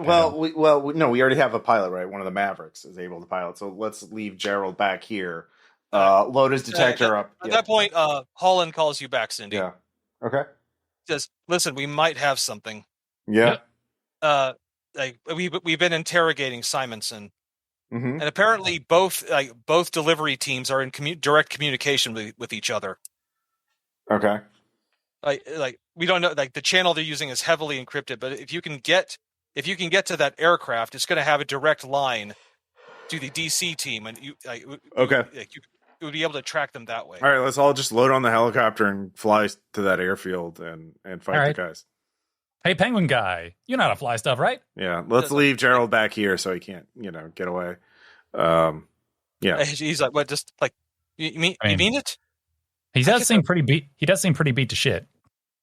Oh yeah, no. Escape is the last thing he's thinking of right now. Ross made me feel bad for wanting you to die. I mean, Gerald's. I'm not gonna cry anything, but anyways, Guana guy's probably dead, so that's fine. Oh no, he's so dead. Yeah, exactly. See. All right, so yeah, off you go. You now know exactly where you're going. All right, off we go. All right, we need to try and capture this without blowing it up. Yeah, it's one of those things. Like, yeah, you definitely cannot. This plane cannot crash. Mm-hmm. So this will be like this is the scene in the episode where it's just the flying through the night over the woodlands of New Jersey, going to probably a very armed. Humming the A-Team theme to myself. Little sister still with you? Oh, or did you leave her behind? No, she's in my backpack. She's poking her little head out every now and then. Yeah, it's like even little sister can sense there's going to be some violence soon. Oh yeah, yay! Violence. I love a good. She meows violence. very softly at that. Yeah, scratch her head a little bit. It's cool. It's the anticipating violence purr. Yeah. And she's probably still full from earlier, so she's been half napping while I've been like. Oh god! Oh, like the mice were amazing. Yeah, it's real good. I've gotta write down the coordinates of that field we found. And but yeah, I don't know. Trying to think. I forgot to get a call sign for this member of the. I was about to say, like, hey, what's your name, Penguin Guy? I feel weird just calling you that. He's known as Boxman. Ah, okay. Hey, Boxman. First of all, the fact that he's flying an aircraft is like the greatest thing that has ever happened to him. Yeah, I mean, I would have brought like if I'd known we were going to be doing this, I would have brought like a Bluetooth MP3 speaker and we could like blast some good flying tunes. But we're all sort of throwing this together as we go. Yeah, he says, "All right, look." Eventually, he's like, "Okay, we're about 10 minutes out." He's basically been like flying as low as possible to kind of avoid radar detection. Yeah, he's like, "Okay, where do you want me to set this thing down? I mean, if I try to fly into the airfield, they're going to see us." Oh yeah, that does seem bad. Let's see. Well, roadways to figure out a good place to drop off. Would that work? I know roads and stuff. Wait, are there any like cars or anything on the? Well, no. Yeah, I mean, helicopters are real. I mean, it's an airfield though, right? Like it's a civilian. It's a firefighting airfield. There actually is an actual just firehouse about 3 miles from the airfield. Okay. Which would they're guaranteed to have fire engines there. Okay. All right. Let's just land there and steal a fire engine. I have no objections. All right. All right. So you. By the way, I left the robot back at the thing, but I did grab some of the C4 from the robot. Okay, fair enough. Yeah. Well, you all like do you have your rocket launcher and everything with you? Oh yeah. I got the whole kit. Yeah. Gear up. Yeah. Okay, so he lands at the fire station. Naturally, like several very confused firefighters exit the station. Mm-hmm. Like how it was like, what the hell's going on here? We're your personas. We're actually aliens. We took a pleasing form so that you would be easy with us. We need your fire engine for galactic peace. I'll just go ahead and roll mislead. That's going to be the disadvantage, Ross. Okay, I'll roll it again. That still succeeds. God damn it! How the fuck did you do that, Ross? With style and panache. That's how I did it. 44 struggles to make the Spock live long and prosper hand gesture for a second. I say this as I'm climbing in the fire engine and starting it up. Are you taking Are you taking a fire engine or one of the kind of like firefighting ambulances? Fire engine. I think the ambulance would probably be easier to drive. Fine, we need the ambulance for the galactic peace. Fine. I leave the fire engine and get in the ambulance. Oh, yeah, I'm tempted to go at that point, like, oh no, that's bullshit. Like, aliens hijacking a fire engine, I can see, but an ambulance, no. Now, at this point, they're just too dumbfounded to see a large group of walking, talking animals. That's right. A lot of them heavily armed. We're aliens, and if you hurt any of us, it will doom your planet. So keep that in mind. Don't worry, I'm actually speaking intergalactic trade language. It just sounds like English to you. While because Cindy continues to awkwardly talk, I'm gonna get in the ambulance. I get in the ambulance as well after loading in the rocket launcher and everything. Boss, fuck you. Ambulance. Yeah. How dare you make things entertaining? Hey, I'm driving. Yeah, I'm driving. Oh wait, so yeah, you're driving? Oh yeah, I can drive. I'm an excellent driver. All right, and off you drive. They're going to call somebody as soon as you're gone. Yeah, well, they'll sound crazy. It's fine. Mm-hmm. I'm assuming that Boxman is just dropping us off and taking off. No, he's going with you. Oh, we're leaving the helicopter. Well, the way he figures it, as fast as the helicopter is, that plane would be a lot faster. Oh yeah, I guess that's true. Yeah, that's also it allows Tom to role play with. All right. Do you want me to roll for drive? Okay, and Druid, I assume you brought your all your computer tech stuff, right? Yeah, my big bag labeled computer stuff. A cyber deck. Cyber deck. Thank you. No hard R. Oh, yeah, that's my all right. Yes. All right. 44. Yeah, it's time to roll drive. 16 under 70. So. Oh my God, you are driving. I'm turning on the siren. Like, woohoo. Okay, and there's an ambulance siren wailing. Mm-hmm. And you are driving off into the night, following a utility road that leads up to the airfield. Mm-hmm. And you can, even through the sirens, you can hear the sound of an airplane engine running. Yep. I'm not stopping for anything, including security checkpoints. Actually, as you're driving by the gate, it looks like there's a security guard there who slumped over his security hut. Look, I'm not going to look down on a guy for sleeping on the job. No, he's sleeping forever. Oh. Yeah, there's bullet holes in the glass. That's rude. Guy just works. That's kind of looking like, they probably said they did get the word to ground all firefighting planes, but yeah, so they grounded the security guard instead. Pretty much. Well, dicks. And yeah, I don't like this military conspiracy / private mercenary force action. That seems real bad. Yeah, they're jerks. And you can see the airplane is the airplane is currently moving onto the taxiway. Well, I think it might be a good time for you guys to start crawling on the side of this thing because I'm not stopping. Okay. Or hey, Chris, you could. Yeah. You could. Oh yeah, you got bug stickiness, right? Yes, I do. Or also, you could see if you could this plane's is a pretty advanced model. You might be able to access some of its systems with your hacking. Oh yeah, fuck with its radio guidance. I don't know planes. I just learned to drive. This radio. All right, I done do it.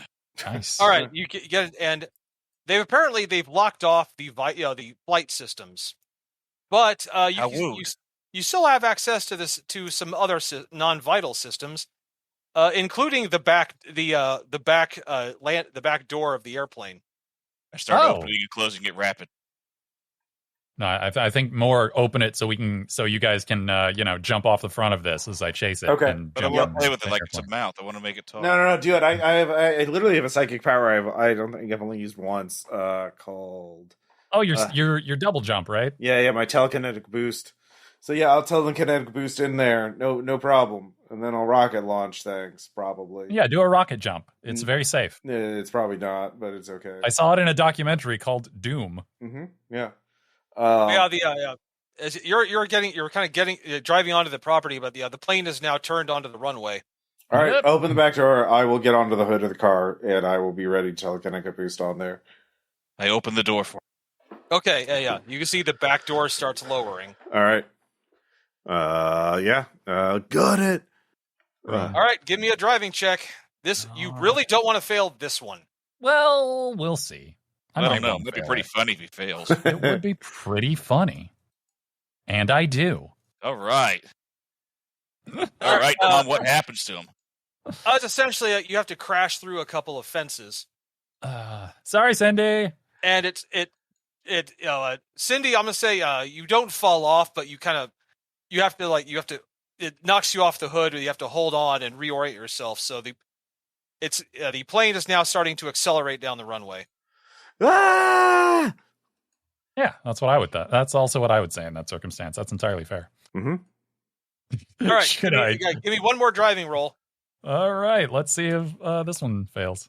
It doesn't. 43 under 70. Okay, I'm going to give you a choice here. Mm-mm. You're going to be able to catch up, but you're only going to have time for one thing. You can either just try to get Cindy onto the plane, or you could gun it. But she would have to make a roll that, if she failed, would pretty much guarantee she takes a shit ton of damage. Mm-hmm, mm-hmm. Or you could just drive the ambulance into the back of the plane. Nah, I'm gonna trust Cindy. She can take care of it. It's fine. I mean, do you want to have other people in the action scene, Thad? Well, I mean, if you're fine with me risking you getting no, drive the ambulance in the thing. It's a big plane. Well, yeah, but isn't me driving the ambulance into the plane is the check that risks you getting crunched? Oh no, it's just letting her driving up so she jumps on board. She would have to make a very challenging. Oh, I see. Well, okay, then yeah, there's no reason not to try and drive onto the plane then, I guess. Okay. You just floor it. Yeah. And there's a guy, as you're gunning it down the runway, the back of the door of the plane is like scraping the runway, so sparks are flying. Mm-hmm, mm-hmm. And you see there's one of the mercenaries is, he's like just about to bring a gun up when he realizes belatedly what you're intending to do. And so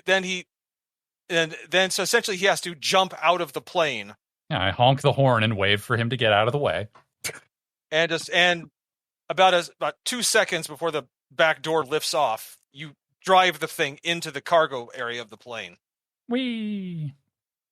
And the plane takes off. Yay! Hey, Druid, can you close the door? It's cold in here. I'm gonna do it. I have cold resistance. I was lying. All right. I just don't want to fall to my death. Loser. I am going to gun out. I have my silenced handgun because it's stealth. And I'm going to just charge on ahead. Oh, I guess I turn off the siren. Yeah. And actually, apparently there's one more mercenary in the back of the plane when he opens up as soon as you stop the ambulance. I'm gonna say, everyone, give me a. I'll say athletics to dive low. There's not really an athletics skill. Yeah, there is. I have it. Oh, yeah. What's it? Is it prowess? Strength and speed. Strength and speed. Okay. Yep. Both of them. I have that up. I just barely miss. I critically succeed. I do not make it by 3. Well, I mean, that makes sense, though. You're out in the open where you can move. Like, the rest of us are in the thing. Yeah. Wearing a seatbelt. Okay, I'm just going to roll. I'm going to roll on my desk here for the rest of them. Okay. Mm-hmm. Those who failed. I failed? I failed. All right, let me get to the weapons section. Mm-hmm. Yeah, I kind of wish I wish I had a physical copy. It would be a lot faster to flip through. Page 89 for guns. Or at least like a DM screen or something. I mean, I have a physical copy, but yeah. Okay. All right. That's it's 3d10 normally. I'm only going to do 2d10 because he's shooting through the doors of the vehicle. He's shooting wildly through the plane. Yeah. And the ambulance. All right, Chris, you take 9. Ouchie kabibble. And It's, Chris, is this SHT, right? Yeah. Well, I mean, it's damage. 44. You also take 12, and Boxman is going to take 9. Better ducking. A hail of bullets just get like from someone shooting wildly into the ambulance. Ow, dick. All right. So the guy, he's basically he's just fired the rifle empty. I'll say, Cindy, you were the one person who can make make an attack roll because you actually were already outside of the ambulance. Mm-hmm. So I'll give you, before we go to combat, I'll give you 1 shot. Who, me? Yeah, you. Oh, you. sorry. How dare you, Ross? How dare you? I'm a monster. Let's see here. 14 plus my perception. What is it? Plus Perception 6. and is it perception and prowess for ranged? Yeah. Yeah, I believe so. What'd you get? 23. Yeah. That's enough. Yay. Perception plus... Oh, it's prowess, not speed. Yeah. Perception, prowess. Yeah. All right. So, okay. Yeah, it's actually 24. Anyways, I'll roll damage. Is 8 damage. I roll great. Do I get surprise? Was this a surprise attack? It was a surprise attack. Yay, I get to roll with advantage. Do it! Oh my god, fuck you. Nice. Roll 8 twice. Yeah, it's 8 damage. That is amazing. Yeah. Really? All right, no, you hit him. Yeah. I yell at him to surrender and we won't kill him. All right, I'm making a judgment call here. The fact that his gun is currently empty and you got the drop on him, he actually does. Hey. Yay. Ain't that smart of him. All right. Well, he's also just a mook. Yeah. Yay. That I have a shitty gun doesn't hurt us. Yeah. All right. I will grab his gun from him and toss it. Gonna dig out some medical tape and make some impromptu hand binding. Yeah, and I will move forward in the plane. Okay. Well, apparently, the cockpit door is pressurized. Oh, the rest of this are the containers here in the cargo hold? No, probably they've loaded it into the right. Sprayers. Yeah, the sprayer tanks. Okay. No. Okay. Is there any way? I'm gonna say you still have that bottle of goop. I'm not going to spray anybody else unless I absolutely. I'm saying you have. It's still on you. Yeah, thanks. I mean, you still have you have some of that C4. How good are you at making very small charges? Well, no. If I have access to the plane, are there any other guards in the hold though? Oh, Druid, is there a way to open the door if you plug into the systems from the inside? Time to find out. Well, I mean, I can tell right now. It's the door is manual. Okay. They've just pressurized it. Then I'm going to go with Cindy. Do you want to pop the cork on that with a very careful shape charge? I mean, the blowing the door, nothing else in the cockpit. Yeah, okay. I trust you. Okay, I'll do that. I mean, do you have any other way to breach a pressure door? No, not really. I was going to say mechanics. Ross, yeah. Critically failing here would be extraordinarily bad. It would be a good campaign end. No, don't do that. Do. Boop. Wow. No, just 21 out of 81. Yeah, I make it. Essentially, you have to cut little pieces out of the C4 brick, and just kind of wind them into the bolts and hinges on the door. Okay, that makes sense. You realize that if you blow a pressurized cabin, they'll be greatly disoriented, so you'll have to take control of the plane quickly. Yeah. Hey, Boxman, you ready? We're gonna get in. We're gonna grab those guys, and you're gonna probably have to grab the controls after they've freaked out and sent us into a terrible dive or something. Yeah, he's taking a bullet, but he's like, yeah. I'll be okay.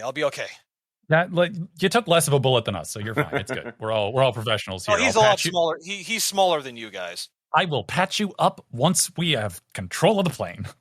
Okay, but Scouts by the way, on. Ross, I did not anticipate you having all this explosive with you. Yay! You're what I should have known. You're an explosive taking person. I am an explosive taking kind of It's a person. raccoon. All right, Ross. Yeah. You succeeded. You did succeed the roll, right? Yeah. Yeah, you did. All right, yeah. You essentially just kind of like just. It's one of those, like just you do that detonate, and the door flies off of the hinges, and the pressure of the sudden depressurization sends it flying into the belly of the plane. And you know what? Actually, it smashes into the ambulance. Yep, that seems about right. And the ambulance just rolls out and flies out the plane. Wait, I thought we closed the door.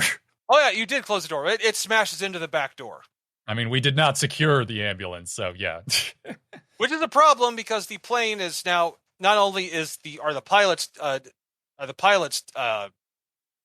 briefly incapacitated, but the center of gravity of the plane has now drastically shifted. Woo! Okay, I'm gonna get in there and fucking deal with those pilots. Yank them out of their seats or cut their seat belts. All right. Do you want to you just want to wrestle them out, or do you want to cap them? I mean, I guess I don't really have time to wrestle with them. I'll just cap them. All right. Anyone? I'll say you can get a coup de grace attack on one of them, or you'd have to roll to shoot them both. Or someone else could come up and take the co-pilot. Yeah, I'll take the. I'll grab the co-pilot. That'll be fine. All right, Ross, just give me one shoot, and this is kind of like directly to the back of the head, lights out. If you make it. 19. Oh yeah, capped. And 44, co-pilot's yours. All right, I'm going to go with a good old fashioned throat cut because I don't have a gun. Give me a coup de grace knife. Actually, it's claws. Even better. Give me a coup de grace claw. Yeah, that's 120. That's not right. That was very weird. Roll 1d120. Yeah, that's not a number. Fucking dungeon crawl. 15. That's enough. Yeah, you get that jugular. All right. And there is a beautiful arterial spray all over the cockpit window. Oh, sorry about that. Pull him out of the chair, throw him to the side. All right, Boxman. And Boxman, he rushes in, slides in, gets into the pilot's seat. I'm going to go back and try and secure that vehicle. Get rid of the ambulance. Oh, okay. Okay, so we need to open it up. Okay. You're inside. You can just hit a button now. Yeah. All right, everyone, latch in. And we'll kick the bodies out of the cockpit and set aside the guy who gave up. Good for him. Oh yeah, he's like, shit, dude. Okay, I'm totally not going to resist. Yeah, good. You are scary animal people that have just killed two of my friends. Oh shit! I just remembered something. What's that? I'm throwing him out the back. Okay. Yeah. Hey, don't kill security guards next time. Guy just works for a living at a fire airport. Jesus. And he was only a few days from retirement. Yeah. Fuck that guy. He doesn't get to live after shooting a dude who's just working at an airport. Fuck him. All right. The plane is now yours. Okay, Druid. Yes, sir. They said that both teams were directly connected. So give me an infosec to patch into the secured channel that they're using to talk with the second team. Info check. That's going to match. I'll say match my score. What's that? I match my score for infosec. I'll say that's a success. Okay. Yeah, you are now plugged in. You're plugged into the second team. You can now if you give me another roll on the plane systems, you can actually use the plane's onboard in-flight computer to lock on to that signal. He did it. All right, you are locking on to a signal that is approaching Washington D.C. from the north. I'm coming for you. They're getting close, but luckily you're in an airplane, so you're going to be there a lot. You're traveling a lot faster than they are.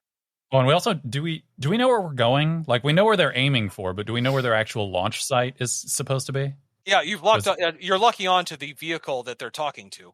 No. I mean, do we know where their vehicle is going? Was that on the map, like where they were launching from, or was only the target on the map? Only the target. Damn. Okay. Yeah, we don't know the launch site, so we don't know how far off they are. Yeah, you are currently flying a plane over the eastern seaboard of the U.S. carrying many hundreds of liters of goop. Okay. Yeah, gotta be careful with that. Yep. Put a little sticky note over the release button. Do not press. Hey, wait, no, there's Innsmouth right over there. Let's just dump it in the ocean. What could go wrong? Stop doing the thing that we went very out of our way to prevent the other ones from doing. It was a joke. I was making a joke. You can't appreciate a joke to break the tension. I like the dead iguana. Yeah. So the trick remains. What are you going to do with what you're approaching? I mean, unfortunately, we can't just have Cindy shoot it with a rocket from the plane. As cool as that would be, we just kind of have to stop it from deploying somehow. Yeah, well, we need to get eyes on it first so we can figure out where the fuck it is. And then we need to figure out where it's going to try and have Holland and then we need to land the plane and get to that place. Oh, yeah, I should let Holland know that we've secured the first package. Yeah, message him. Mm-hmm. Okay. He says, when he texts me, when you call me, he's like, you have the plane? Yeah, we have the first package. Here's the location of the airport that they took off from. They killed at least one civilian in doing that. Don't know how many more. We didn't really have time to stop and do a look around. Yeah, if anybody reports like a body landing on their house, yeah, that's probably us. He's like at this point, that's the least of my concerns. Mm-hmm. Yeah. Anyway, we're heading in the general direction of where here's the area where we know their launch vehicle to be, and we're heading there now. Should catch up with them hopefully before they launch. Ideally. Do you have any idea? Do you have any idea what kind of vehicle it is? Yeah, have we gotten eyes on it yet? No. You're still you're flying from New Jersey, so it's. Druid, can you give Holland the info for tracking the thing? Is there a way to loop him in on that? I sent him the information gladly. What happens next? Okay. Yeah, you're sharing it. Like they know the general area, but they just don't know what kind of vehicle it is, and it doesn't have to be anything big. They could launch it from something like as small as a van. All right. Well, that'll be fun. This whole campaign's had a lot of van energy. Well, there's also a question of how we're going to get to the ground, because planes sort of require landing. Yeah, we can't just ditch it. Parachutes, unless there's enough parachutes. Well, we can't do that because then that'll fuck the payload up. We have to land it. Well, no, like our pilot would stay. I'm just saying, like, are there parachutes here? If there are 3 of them, then we could learn parachuting the hard way. Yeah, that's fair. I will go and look for parachutes. Hey, Chris. Give me one more. Basically, you're infosecking the hell out of this session. Yeah, you're welcome. Do it again. Fine. Do it. Yeah, he's still rocking it. All right, you're picking up you're kind of like you're trying to kind of hone in on the signal. You're picking up. There's the secondary signal going to this vehicle too. Oh, is it an android? It is an android signal. Hey. Right, so essentially, you can tell that there's an android on board this vehicle, but you're also detecting like a starting point for that signal. Ooh. All right, that jack in and assume this android form once again. No, someone's controlling this one. No, they're actively using it right now. But it's being controlled from a spot that is 35 miles to the south. Dun dun dun. Which means that's likely Stansfield directly controlling the android. So we could give Holland the information for where the launcher actually is, or at least generally where it is, and then we could go after where the android's being piloted from. And the problem is it's not the location; it's the type of vehicle. Once that's you have to ID that first. Oh, and then Boxman's on. He says, Yeah, someone called Stansfield's on the radio. Oh, cool. All right. It's like, you want me to? Here, I'll patch you through to the co-pilot seat. Cindy, is that you taking? Yeah, sure. I kick my feet up and you're like, hey, and you hear Stan. It's like, it says team 1 report status. Status is great, boss. It's like time to target. Yeah, I'll give it a 5. Like 5 or yeah, you're gonna give me a mislead roll, boss. Yeah, essentially, you don't know the lingo to use. That might not make it look. That makes it on the dot. Oh my god! Jesus! Very good. You're a very good liar. Yeah. Humans are dumb. That's the main thing. Wait, you're part human though. No, I'm not. I'm my You own see, person. the trick to misleading someone when you're in a pilot or co-pilot seat is to do that drawl. Oh yeah. That'll be about a 5 here. Yeah, exactly. Yeah. So it's almost essentially like he's questioning you. It's like, and you're doing the yarp, and then it says your time target's good. Like, barp? Good. Okay, so as far as Stansfield knows, you are the plane is on target. Everything's copacetic. Yeah. All right. I'm just surprised you didn't recognize, this voice and the voice and gender of his pilot changed. Yeah. Okay, you're a very good mimic of people we did not talk to, but instead murdered immediately. Yeah. I mean, I could say give me an impersonation roll too.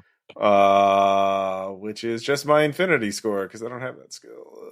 You know what? I'll say do it at advantage because you are a liar par excellence. Apparently. Oh yeah, yeah. With advantage, I do make it. Okay, yeah. You actually mimic the voice of a male human. Yay! Even Boxman's looking at you like, damn, you whispers are crazy. That's true. That is. We are pretty great. It turns out. Oh, anyway, we needed to. So what should we tell Holland where the android's being controlled from, and we try to land somewhere and go after the vehicle, or the other way around? Oh, I should try and patch up Boxman. Sorry, I got distracted. Oh yeah. He's like, it's fine. We're all going through some stuff, man. Yeah, it's weird day. We did. I do not succeed at first stage. Okay, yeah, you're going to be over the target in about 15 minutes. Okay. So essentially, if you ID the vehicle, if you can ID the vehicle. Okay. Which essentially that's what they need. Yeah. Okay. I can't imitate Stanfield. And Holland gets back to you. Yeah. He says, "Okay, we managed to get some of this under control. We have we currently have a UAV drone that's just taken off. It'll be within range. It'll be within range of you in the next 15 minutes." Okay, but also we cannot blow this stuff up. It's already primed to be aerosolized. So, Yeah. It says, well, if it comes down to that, I'd rather detonate it over a less populated area. Or if you have something that is like a firebomb, like fuel air bomb, I mean that would probably stop it from spreading. Or we can just you'd also cook a lot of people. I forgot, did we find a parachute or not? On board? Oh yeah, there's parachutes on board the plane. So we can parachute out and try and land and do something, and our pilot can take it to an airfield, and you can secure the hundreds of liters of super dangerous material. I mean, our base is an airfield, so you just take it back there. Well, yeah, they're not going to want. Well, yeah, the Mavericks, they're not going to want feds to show up on their airfield. Yeah, that's what I'm saying. No. We at least need to land it so that the mutant community can secure the goop. Oh, okay. Oh yeah, so you don't want the government to have it. Okay. No, we're not. Look,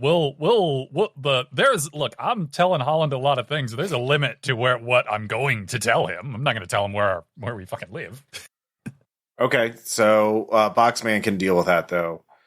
He can deal with that. We just need to get parachuted over the thing to find the target vehicle. So I guess we prepare for parachuting. And because that'll probably take 10 minutes to read the little manual that comes with the parachute that tells you how to do it, right? That's how that works, right? All right, and at that point, actually, Boxman's like, "Hey, that target thing just stopped. Oh. Well, we should probably get ready then. And then you hear over the radio. It's like this team is like team one, like team one. This is team two. We have reached launch site. Oh hey, I'm texting Holland to let him know where the launch site is. Okay, and you are 3 minutes out. Okay, I'll get my parachute on and get ready. Follow suit. Yeah. Oh yeah, I guess parachute. Should we do definitely need to let Holland know where the android's being controlled from, though, right? Because we don't want them to get away. Like if they're gonna encircle anywhere, it should probably be there. Anyone. Yeah, apparently the vehicle that the real Stansfield's in is still in motion, but the one carrying the missile has stopped. Yeah. Are they both near each other, or are they far apart? They're about 35 miles apart. Oh, okay, so we're just going after the one with the goop missile thing. Gotcha. Yep, and you're coming upon a big highway bridge. Alrighty. And are you going to do a pass over the bridge first, or are you? I mean, I feel like time is money in this circumstance, right? Yeah. We gotta just eyeball it and look for any van vehicles and maybe spread out so we all can take a different one and just figure it out. So I don't believe there is a parachuting skill. No, I don't think so. It's like GTA. You just do it. You just press X. So I'll ask Ross, how do you want to jump? Do you want to do it with some distance? Like you want to do like a standard jump, or do you want to do like a low altitude, low opening? I would say standard. My character's not been trained in it and has never done it before, so yeah. A low altitude, low opening is one of the more dangerous jumps. Yeah, maybe not that for my first time doing it. Maybe not that. I mean, no time like the present. Coward. Well, you can do that then. I'll take the first pass, and then you can go lower. All right. So at that point, Boxman's like, "All right, I'm gonna get it up to 2,000 feet. It should give you at least a little time to maneuver, but I've never jumped out of a parachute either, so this is all new to me." Yep. Woo! I'll just go and make a roll to shit my pants or not.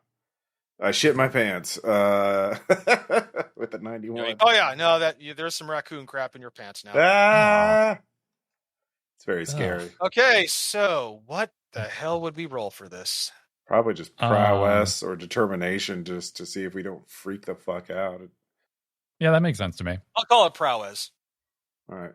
Alrighty. I go, yeah, you're Cindy Barr. You're used to doing crazy shit. Yep. And I critically fail. Ooh. Okay. All right. Good game. No, so I feel like yeah, sorry. You leap out of the plane. Uh-huh. But you open too soon. Okay. And I'm going to say you're not going to know this directly, but they see you coming down. Okay. And although those still on the plane actually hear over the radio, it says, like, someone's parachuting in. They've seen us. Launch now. Whoops. Whoopsie. And you can tell it's just a white moving van, like a U-Haul. All right. Well, I guess the other two get to parachute too. What's that? Well, aren't the other two right behind me going to parachute as well? Hey, Boxman, take us in lower. All right. Yeah. If you're just making standard jumps. I'm making a low jump, like the. You're gonna do the dangerous one. Yeah, I don't have time to. Okay, so you make the roll at a disadvantage. Sweet. Prowess. Prowess. All right. What is my prowess? 20, so 70. All right. 2d20, and they are both under 70. So eat it. You actually pull off with no training a low altitude, low opening jump. Aha. And you're coming in just to see apparently the fake back is flown open, and there's it's actually one of the gas rockets from the rock, essentially on a launcher in the back. Can I shoot? Is there anyone I can shoot with my slingshot from here? There's a guy in the back of the truck. If he's visible, then I'm going to shoot at him with my slingshot. Do it. Let's see. What is ranged again? Prowess and perception.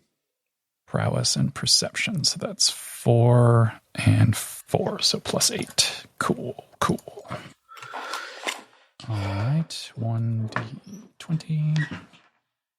19 plus 8, so 27. Yeah, you hit him. All right. Damage for slingshot is 4d6. 10. Yeah, you hit him. You hit the person right square in the eye, right square in the head. Neat. And he doesn't even flinch. Well, it's probably a robot. It's the Stansfield android. Fine. And you're just as you see, the rocket engine fires up. Is there anything that we can do? Well, Chris. Okay, Yes, I'll say. You do see there's a radar tracking system in the back of the thing too, and 44. You see, and it looks. There's a chance it might be hackable. Cool. Let's get over there and do it. All right, roll them dice. Oh yeah. You can actually, if you're circling low enough, you could probably hack it from the air, Druid. Okay. Oh well, yeah. I mean, that's fair. Well, I didn't make it. All right, you didn't critically fail, so at that point the rocket fires. See ya. But you'll have one more. You didn't, since you only failed. You have one more shot to do it as it's in flight. All right, I give it another shot then. No. Yeah, give it another shot. All right. Much better this time. All right, yeah. You hack into the guidance system of the rocket. I guide it, and you not suddenly blow anything realize up. you have control of the rocket. Well, the missile knows where it is because it knows where it isn't. The problem is, it's what do you do with it? Mm-hmm. You have a missile. Direct it. You have a missile that you can't have detonate. Yeah, I can't drive it in the ocean. Steve Rogers, this bitch. Well, you do realize that's gonna basically saturate the ocean with a lot of goop. No, it's not. I'm going to drive it into a glacier. That we don't have any glaciers nearby. Missiles have limited range. Okay, where's it going to ditch out at? Somewhere in Canada? The boost can handle it. Actually, Holland gets on the line saying, we just detected a missile launch. Yeah, I noticed that too. Yeah, it's like we're at Cape Canaveral. It's so neat. Yay. Holland's like, wait, I have an idea. Do you still have a lock on the mobile location of Stansfield? Christ, I do. Yes. All right, I have okay, look, have the move the rocket towards that location. The UAV drone can follow it to the target. It's like I'm playing asteroids. Oh, do you think Stanfield will be able to remotely disable the missile if it's aimed at him? Well, I mean, it has to be control. I would assume the control mechanism for it is in the van we're floating down to. So if we can disable his android, he can't do shit. The Stansfield android is that now he's stepping off the back of the truck with what looks to be a squad automatic weapon. Oh, I don't like that. And so, Ross, you now land on the bridge. Yay! I did it. I didn't die. I cut. Also, you can't use a rocket launcher because if you blow up the launch platform, Druid will lose control of the missile. Okay, I will yell at the Stansfield android. Hey, I blew up your boat. What do you think of that? And then I take. And he's going to respond, but he raises the squad automatic weapon at you. Okay. Well, he's not shooting at us. Yeah, you. Yeah. Anyway, he is starting. Yeah, we are starting combat. Yay! Oh no, combat! I'm in this combat. Yes, you are. Okay, Druid, you are not in combat, but you do. You have hacked in. You have hacked into the. I'll say you currently have the rocket under your control, so you will be. I'll have you be guiding that to the target, and if you guys can hold out against the Stansfield android long enough, I mean, if you take out the vehicle that Stansfield's in, that's going to end the fight right there. But he has a large machine gun. All right, I think I should try anyways, right? Okay, so everyone rolling initiative? Mm-hmm. What's the initiative? Is it just a D20 plus our initiative? Mm-hmm. Okay. I always roll initiative with advantage, so 14 plus 9, so 23. They got a 19. 22. He got a 22. Okay. Druid, what'd you get? Druid? Oh, no. Chris? Sorry. I am here. Okay. Yeah, it's okay. There we are. 12. Plus your initiative. Plus your initiative bonus. Oh, then that's going to be 14. All right, so Stansfield's going first. Wait, I thought I was going first. I rolled 23. Oh, yeah. You rolled 23 total? Yeah, because okay, that's he's got a 21. So yeah, you're first. 14 plus 9. So yeah. Well, the only ranged thing I have is my slingshot, so I guess I'm going to attempt to shoot him with a slingshot again. Well, actually, did I land? Because you said that Cindy landed. You did a quick landing. So yeah, you landed before Ross did.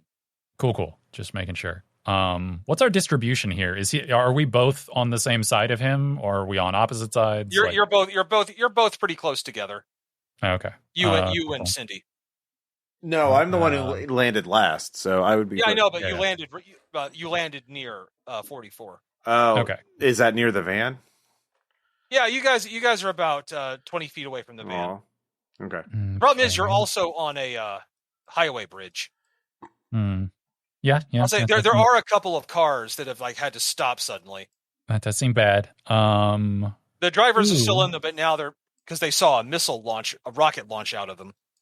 Yeah, that's 44. You are shooting with the slingshot? Actually, hold on. I'm checking some of my abilities to see if I have a better idea. Because I have the swift sprint ability, which I'm trying to see what that would mean if I tried to just close on him and jump on his ass before he opens up with the fucking huge weapon. So let's see. As a particularly quick creature, you add 100% to move on land. When performing a charge, you become distracted rather than inactive and also gain advantage on move actions that don't involve climbing or swimming. You can only add 100% to your move for plus end turns, minimum 1, during which you gain advantage on move actions. At the end of the period, when you stop moving for a turn, gain the tired status. Okay, so would I be able to, if I can add 100% to my move, what's my move? So this is 123. I imagine I can get to him, if that's how that works. Because my move says it's 123. And you said he's only 20-something feet away? About 20, 25 feet away. Okay, so can I just fucking tackle the robot with the giant weapon? Because I do have grapple. It sounds like something you could do. All right, let's do that. Would I roll athletics? Would I roll? It's grab is strength, prowess. Do I need to roll first to close the distance? Would it be athletics for that, or? I'd say it's in charge range, but I mean, from what I understood, I'll say it's within charge range. Okay, then I'm just gonna attempt to fucking grapple him. Do it, because I am a very smart person who has never fought a robot before. What do I roll for grapple? My digital grab is strength plus prowess plus a d20 plus escalation. Okay, cool. Yeah. So it's just strength. Page 83 of the PDF. Yeah. Gotcha. So strength plus prowess is 5. So let's just charge in like a boss, and see how killed I get. Natural 20. Nice. I grabbed the robot, Tom. All right, you have hold of the robot.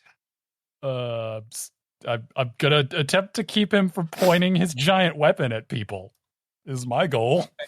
You just ran up. You are now hugging the Stansfield android. Yep. I'm gonna skip to the document where it talks about grapple rules, I guess, because I need a refresher.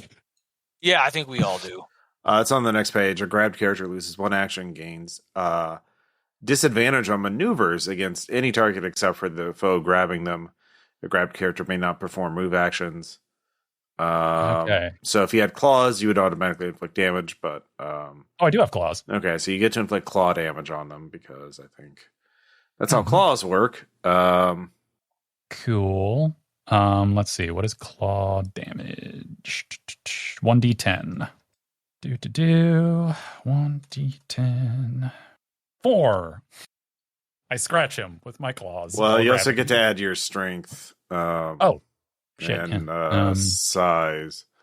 Strength damage. is 1, and size is a 1d. Well, no, it's the damage dice. So your strength dice is your strength damage dice.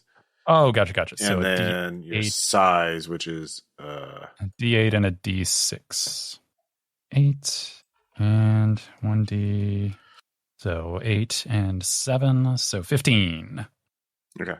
He has taken some damage. Mm-hmm. Yeah, you're cutting away at some very fake, some realistic looking but fake skin. Yeah. And he has disadvantage if he attacks anyone but me. Oh, he's going to focus his attention on you. What? But I'm so... No, actually. You actually get to roll an additional strength or size die on damage because you're grabbing them. It's one or the other, right? Yeah. Do I choose or does the DM choose? You choose. You choose. Then I will go with the one that is a D8, I guess. Uh-huh. Awesome. So, 17 total. Ooh, fine. Yeah. You can... All right. You hit him. All right. Next it is his turn. And yeah, 100% is. If someone's grabbed, he can still do melee with the guy, right? Yeah. Yeah. I think that's the only thing he can do without disadvantage, if I understand correctly. He can't move either, but yeah, he can definitely attack. Mm-hmm. All right, strike melee. Here he goes. He rolled a 19. All right, and what do I do for defending against that? You can't. 19. Yeah. Oh, okay. my defense is 19. Sorry, that's So yeah, he definitely hit you. All right. He's going. It's just going to be a melee attack. So it's been a few weeks since I've done this. I'm having to. No, it's fine. There's a lot of tables. It's a crunchy game. We get it. It is a very crunchy game. Nom. Crunch, just melee damage. Looking at melee damage. So you would have to know what page the damage is on, would you?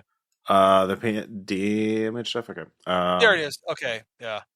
The other pages are taking a while. The size thing is page 37. That has the size damage thing. Is that what you're looking for? Or you're looking for the attribute one? The attribute one. Oh, that's at the beginning of the book. Mine is. It is PDF. page 13. Yeah, it's loading very slowly. Yeah, it's a pretty dense. It's a very dense PDF. In terms. Oh yeah. There it is. 13. Yeah. All right. So 1D. All right, so that's going to be a 6 and 2d8. Okay, here we go. And he does 23 to you. Ouch. That drops me down to 40 SHT. And he is, well, as Roswell knows, he is exceptionally strong. Yeah. Okay, who was next after him? Was that Ross or was that Cindy? Or I had a 19. I had 14. What'd you roll? Yeah, 14. 14. Okay, you would be going last. Okay, Cindy, it's your move. I will probably. I do have claws. All right, I'm going to attack him in hand to hand. Just charge and punch the shit out of him. All right, that's a charge. You can do that. Or claw the shit out of him. Let's see here. Charge. Raccoon powers. Okay. I get advantage on the attack roll because I am. So 9 plus. Let's see here. Strength plus prowess.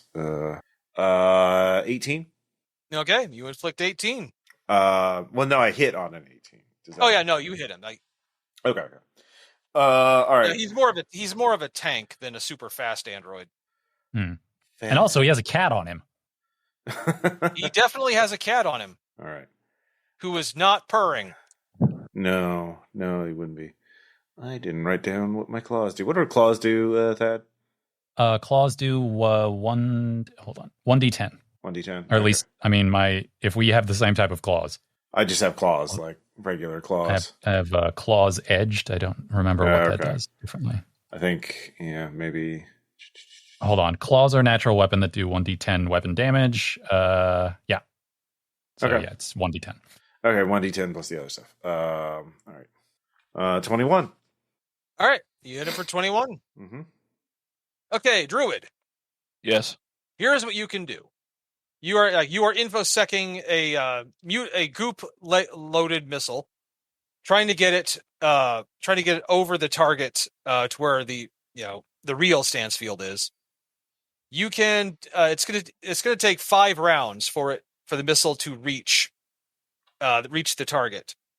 You controlling it can try to make that happen faster by rolling infosec. I'll say if you do nothing, there'll be no change. If you fail, I'll say there'll be no change. If you critically fail, it's going to take an extra round. I'll say if you succeed, it will that'll get it closer by 1 round. And if you critically succeed, it'll get it closer by 2. Neat. All right, here we go. All right, I made it, but not so good. Okay, it is now 4 rounds away. So you dropped it by 1. Neato. Okay. Top of the round. All right. It is now, and it's going to take 1 round for the UAV to lock on to the target once you get it over there. Cool. Okay, top of the round. We are at escalation 1. Okay. I am going. You are up next. Again. Maintaining both states requires the character to initiate the grab to spend 1 action at the start of subsequent to maintain it. Otherwise, statuses are removed. So I can either attempt to retain grab, or I could risk using one of the abilities of my teeth to attempt knockdown and knock him prone. I do not have as many bonuses to that, though. Maintaining grab is easier. But no risk, no reward. I'm going to attempt knockdown by biting it. I think normally if you it just happens if you succeed. Yeah. Knockdown on a successful hit, this attack inflicts the prone status. So I'm essentially going to attempt to bite him and drag him to the ground.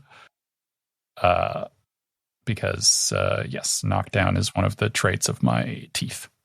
Nom. Okay. So that is strength. Let's see, D20 plus strength plus 1 for escalation. So that'll be plus 2. Very exciting. Isn't it, though? All right. 13. Yeah.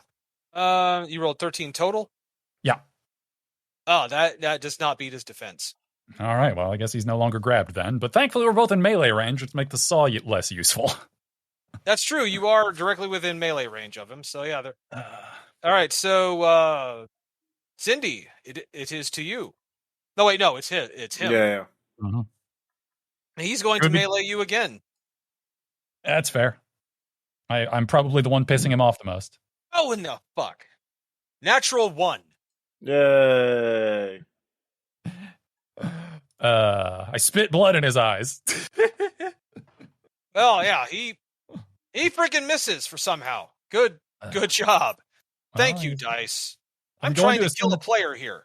I'm going to assume it's because I let go of him and suddenly he has to rebalance his big ass weapon. That is not good for the fight that he's in the middle of all of a sudden. So that's how something like that is great. I didn't get to inflict more damage on you. Yep. I'm sorry. No, it's good. Cindy. Do Cindy shit. Cindy, it is time to do Cindy things. All right, I will attack because my claws. Well, I don't want to shoot into melee because Yeah, bad time. Well, I roll like shit. I'm no longer charging. So that's a 15. Does that hit? 15 total. Yeah, for my attack roll. Target is 17. Nope. Okay. Unless I get an advantage because he's grabbed. No, he's I'll say you can still roll with advantage with that. Oh my god! Another 5. Yeah, well, just a clusterfuck of dipshits. Dice spot. Clusterfuck of dipshits is that. Maybe that should be the episode name. No, it's too late. For a fistful of dumbass. Yeah. Okay. Dumbass more. Okay, Druid. It is currently. You are now 3 rounds away from hitting. Are you going to try? You going to try to roll again? Do you think I'm going to roll some dice? Come on now. Here we go. It's time to roll some dice, baby. Beautiful bean footage. Very good. All right. I made it. All right. You dropped it by... That's going to be 2, so it's going to be 1 round away after next turn. Neat. All right, top of the round. It is back to the kitty cat. All right, now I'm mad. +2 for escalation, right? Yeah, we are now at +2 for escalation. All right. Well, I'm going to stop being cute with attempting to load him with status things, and I'm going to attempt to barrage him. Do it! That's prowess plus speed plus escalation. So prowess is +4. Let's see, +4 +5, so that's 9, 10, 11. So it'll be +11. Roll above a 6, you asshole. You can do it. I believe. I said it out loud, so it knows. Yeah, no, you really fucked yourself. Oh, God. I missed. You missed. I whiff. Now it is his turn. Yeah, it is. Here it goes. Son of a bitch. Oh my God. Are we all just idiots? Natural 2. Hey, that's what I rolled. We're 2 buddies. Pair of deuces. Yay. What's your defense again? 19. He totally does not hit you somehow. God damn it. I do a fancy attempted high kick move at him and fall over backwards, and he misses over my head, and then I roll and stand back up. For a and we split just second, you just look at each other in disbelief. Yeah. All right, Cindy, you just witnessed some epic level whiffing. Yeah. Cindy, break the streak. All right. Well, yay, 22. That would hit. Yay. That does hit. I will roll for damage, which is a whole lot of dice. There's so many dice. Another 20 damage. All right. I call him good. You are exposing some wires and metal underneath. I like that. It's like the Terminator, but without blood. Dun dun dun dun dun. Okay, Chris. Hello. If you roll again, if you succeed in a roll here, I'm gonna say the UAV is gonna get a shot this round. All right. Well, I succeeded. Give it to me. All right, God, you were for the first time, for someone who's remote piloting a guided missile for the first time. Yeah. You are a boss at it. Neat. All right. UAV pilot is going to get a shot at the vehicle that the signal is emanating from. Here it goes. Wow. Is everybody having a bad day? Everyone's having a bad day. Well, no, the bad guys are. Yay. Oh. 2 natural 1s in a row and now a natural 20. Okay. So yeah, here's what happens. Chris, you piloted that missile so close, they have a absolute lock on that vehicle. And so much so that this round they launch a Hellfire missile from the UAV. And we were we're just about to go to the next round of combat when, he does something. He finally he grabs 44 and has his hand, which now has the metal underneath it exposed, ready to drive a metal fist into you. Ooh, are we doing puppet with the strings cut? It is exactly that. Yeah. It just that'll. And then he just crumples off of the side of the truck. Yeah. I win. Fuck the dice, freaking dice, man. You really wanted to hurt us more. I so did. You know what? Fuck, the dice have freaking spoken. Yeah, that's. Okay. All right. Druid. Now that's happened, Holland actually contacts you saying they looked up the type of missile, and if it keeps going till it runs out of fuel, then it will essentially drop. It will not arm itself, and it will just drop. Oh, fortuitous! So you can just fly it out over the ocean, and essentially just kind of keep it flying till it burns all of its fuel out. So as if I'm the hero and this is my own movie, I actually can't lose. Yeah, seems good. Yeah, you freaking did it, man. All right. Yeah, fly that missile east into the rising sun and start up the end. That's where anime comes on. Okay, no. I want my cartoons. We're not going to animify them. Okay, anyway, you might like it better. The driver of the truck that steps out and just I don't want to be a part of this, man. I'm just going to go if it's okay with you guys. Is that okay with you, Cindy? I mean, not really. I mean, you kind of did a bioterrorism. Oh yeah, you did.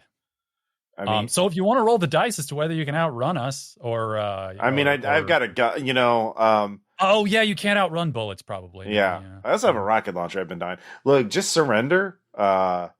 And I don't like the police state either. But like, if there's anybody that should be in prison, it's someone who does a bioterrorism, an attempted bioterrorism. I mean, that's you. That's what you did. And I kind of don't want you to be running around, but I don't want to kill you if you just, I don't know, take or leave. Lie down on your stomach. Yeah, surrender or die. Surrender or die. Yeah. That one. By the way, the plane's coming in for a landing on the bridge. What? No, don't land it here. We could just steal the. Wait, the firefighting plane? Yeah, it's coming in to land. How? It can't. It'll the bridge supports will fucking. This is a big concrete. This is a big concrete highway bridge. It can take the weight.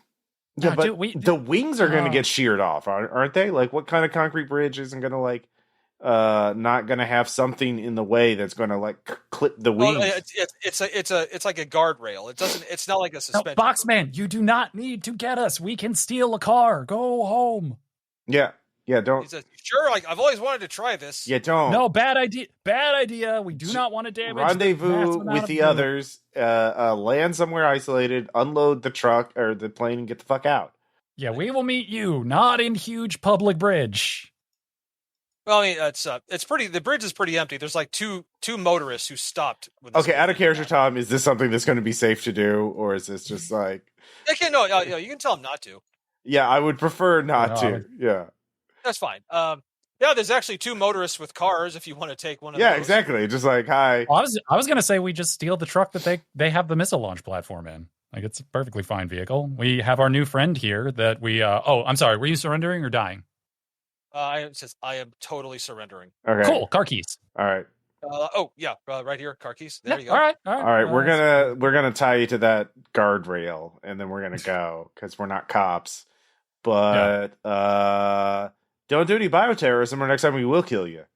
Mm-hmm, mm-hmm. Of course. All right. Oh, by the way, there's a radio in the truck when you get in. It starts crackling. Mm-hmm. Hello.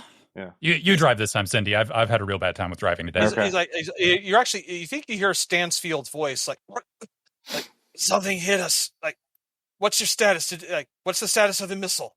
Oh, the missile's taken care of, dipshit. Hope you have a good time dying in a fire. Bye. Why'd you do it, by the way? It was really dumb. Oh, yeah, what was... Yeah. Oh, yeah. Yeah, no, it was the whole... Oh, no, wait, we don't care. Fuck off. Yeah. Bye. You just turn on Highway to Hell and play it in on my phone and play it into the radio. Fucking boomer rock. Boxman. Yeah. That night, Boxman lands the plane at the Mavericks Air Base. No. We're the music. No, because I thought we were gonna make sure that mutants took custody of the goop and then not tell the feds what happened to it. No. Was that not our? No. I'm just saying the music is going to be is the song "Seabat" by Hudson Mohawk, which is too bad. It's a really good song to have sex to, according to Reddit. Apparently. Oh God, I heard about that. It's the dolphin song. Yeah. Anyways. Yeah, well, unfortunately for you, that was not the song that was played ad nauseum in 44's weird cult that he was in briefly. So. Okay. And so all of the enclaves together essentially jointly take custody of the goop that's in that plane. Yay! All right. Let the boat enclave know about that with the location of that boat we sank in case they have underwater salvage shit. Probably, yeah. And essentially, also, Gerald later informs you that the aerosol process, if the goop's just kind of left by it on its own over a period of time, it will eventually kind of just recondense back into the liquid form. Oh, well, that's probably safer to store. Yeah. Yeah. If we have any aquatic mutants, maybe we can try and tell them where the missile splashed down, and they can try and retrieve it before. Actually, the pipeline spend the next few days salvaging stuff from the sunken tanker, and they recover the missile. Yay! So the question is, what do you guys end up doing with Gerald, who essentially utterly surrenders himself to you? And this is something I'm happy to let the council take care of. I'm not. I don't think punishment is down to the individual level. I mean, I would have killed him if we had just like had him out there on a mission because I hate his ass. Sitarra definitely would have just killed him. Yeah, but I respect the enclaves as a society, and part of that is obeying the social contract or whatever. So yeah. So the council eventually decides to kind of put him under permanent kind of house arrest, where he'll essentially make up what he potentially did to the mutant community by serving it for the foreseeable future. Yeah, I mean, like there's a lot that he can teach us about, like all the goop that we now have. So that's they say like it's probably a good idea to have a goop expert, with you. And he can be free to wander around here, not out in society as a danger to others. The last thing I'll say, you guys since you guys are like, the pit stops are the hero of the hour right now. Yeah, all the enclaves. So the question is like they're really looking for you. Like they're all looking to you for guidance. What do you do with the 18 civilians from the distillery? Oh yeah, those guys. Look, I mean, I don't want to force anyone not to be in touch with their families, but like, man, it's I think that the thing is, I think the enclaves need to come together and help people figure out how to get like maybe we need to start intermingling some humans in here. Like if they have families that are mutants, like blood in, man. We can't. It's a security thing, right? Like they can stay with us, but they can't be in regular contact. They have to report and like plan any meetings with family, and they have to tell us who their family are, and we have to vet them, and we have to like keep tabs on them. We have to like do a whole thing because I don't know. I mean, if we build some trust, I think we can find a way to do this. It's not as police. Okay. Well, I mean, it's like they have to at least tell us who their family is and like whenever they leave, because like if we just saying is we help to facilitate like letting their family know that they're alive and slowly introducing them to the new way that they live. We just help them the best we can, but without compromising security of our people and stuff. Like since they worked at a distillery, the mixologists are very we'll welcome them with open arms. Yeah, I mean the main thing is find out if they want to go back to the families. Explain like that you're putting your life into your because it only takes one asshole. Like you don't have any cousins or family in-laws that would like, I don't know, if some Las Vegas act offered them 10 grand to kidnap one of us to put in their act or something like that, they wouldn't do that. Are you sure? Would you be willing to bet that? People are shitty. Some of them are willing to. Others are not willing to. Yeah. And also, like later, like Holland, he still has your number, and he just responds in secure text now. Mm-hmm. He says, he had no choice but to inform the president of the existence of mutants. You can't have a potentially a bio attack on New York and Washington. What? I mean, I'm honestly surprised that the president didn't already know, but it's cool. Hey, when I eat Taco Bell, there's a bio attack in the bathroom. Like, I mean, come on, like, just calm down, just chill. But he said he tells you that he told the president that all of the goop was destroyed in the subsequent operation that he launched with the help of independent contractors. Yeah, that sounds accurate.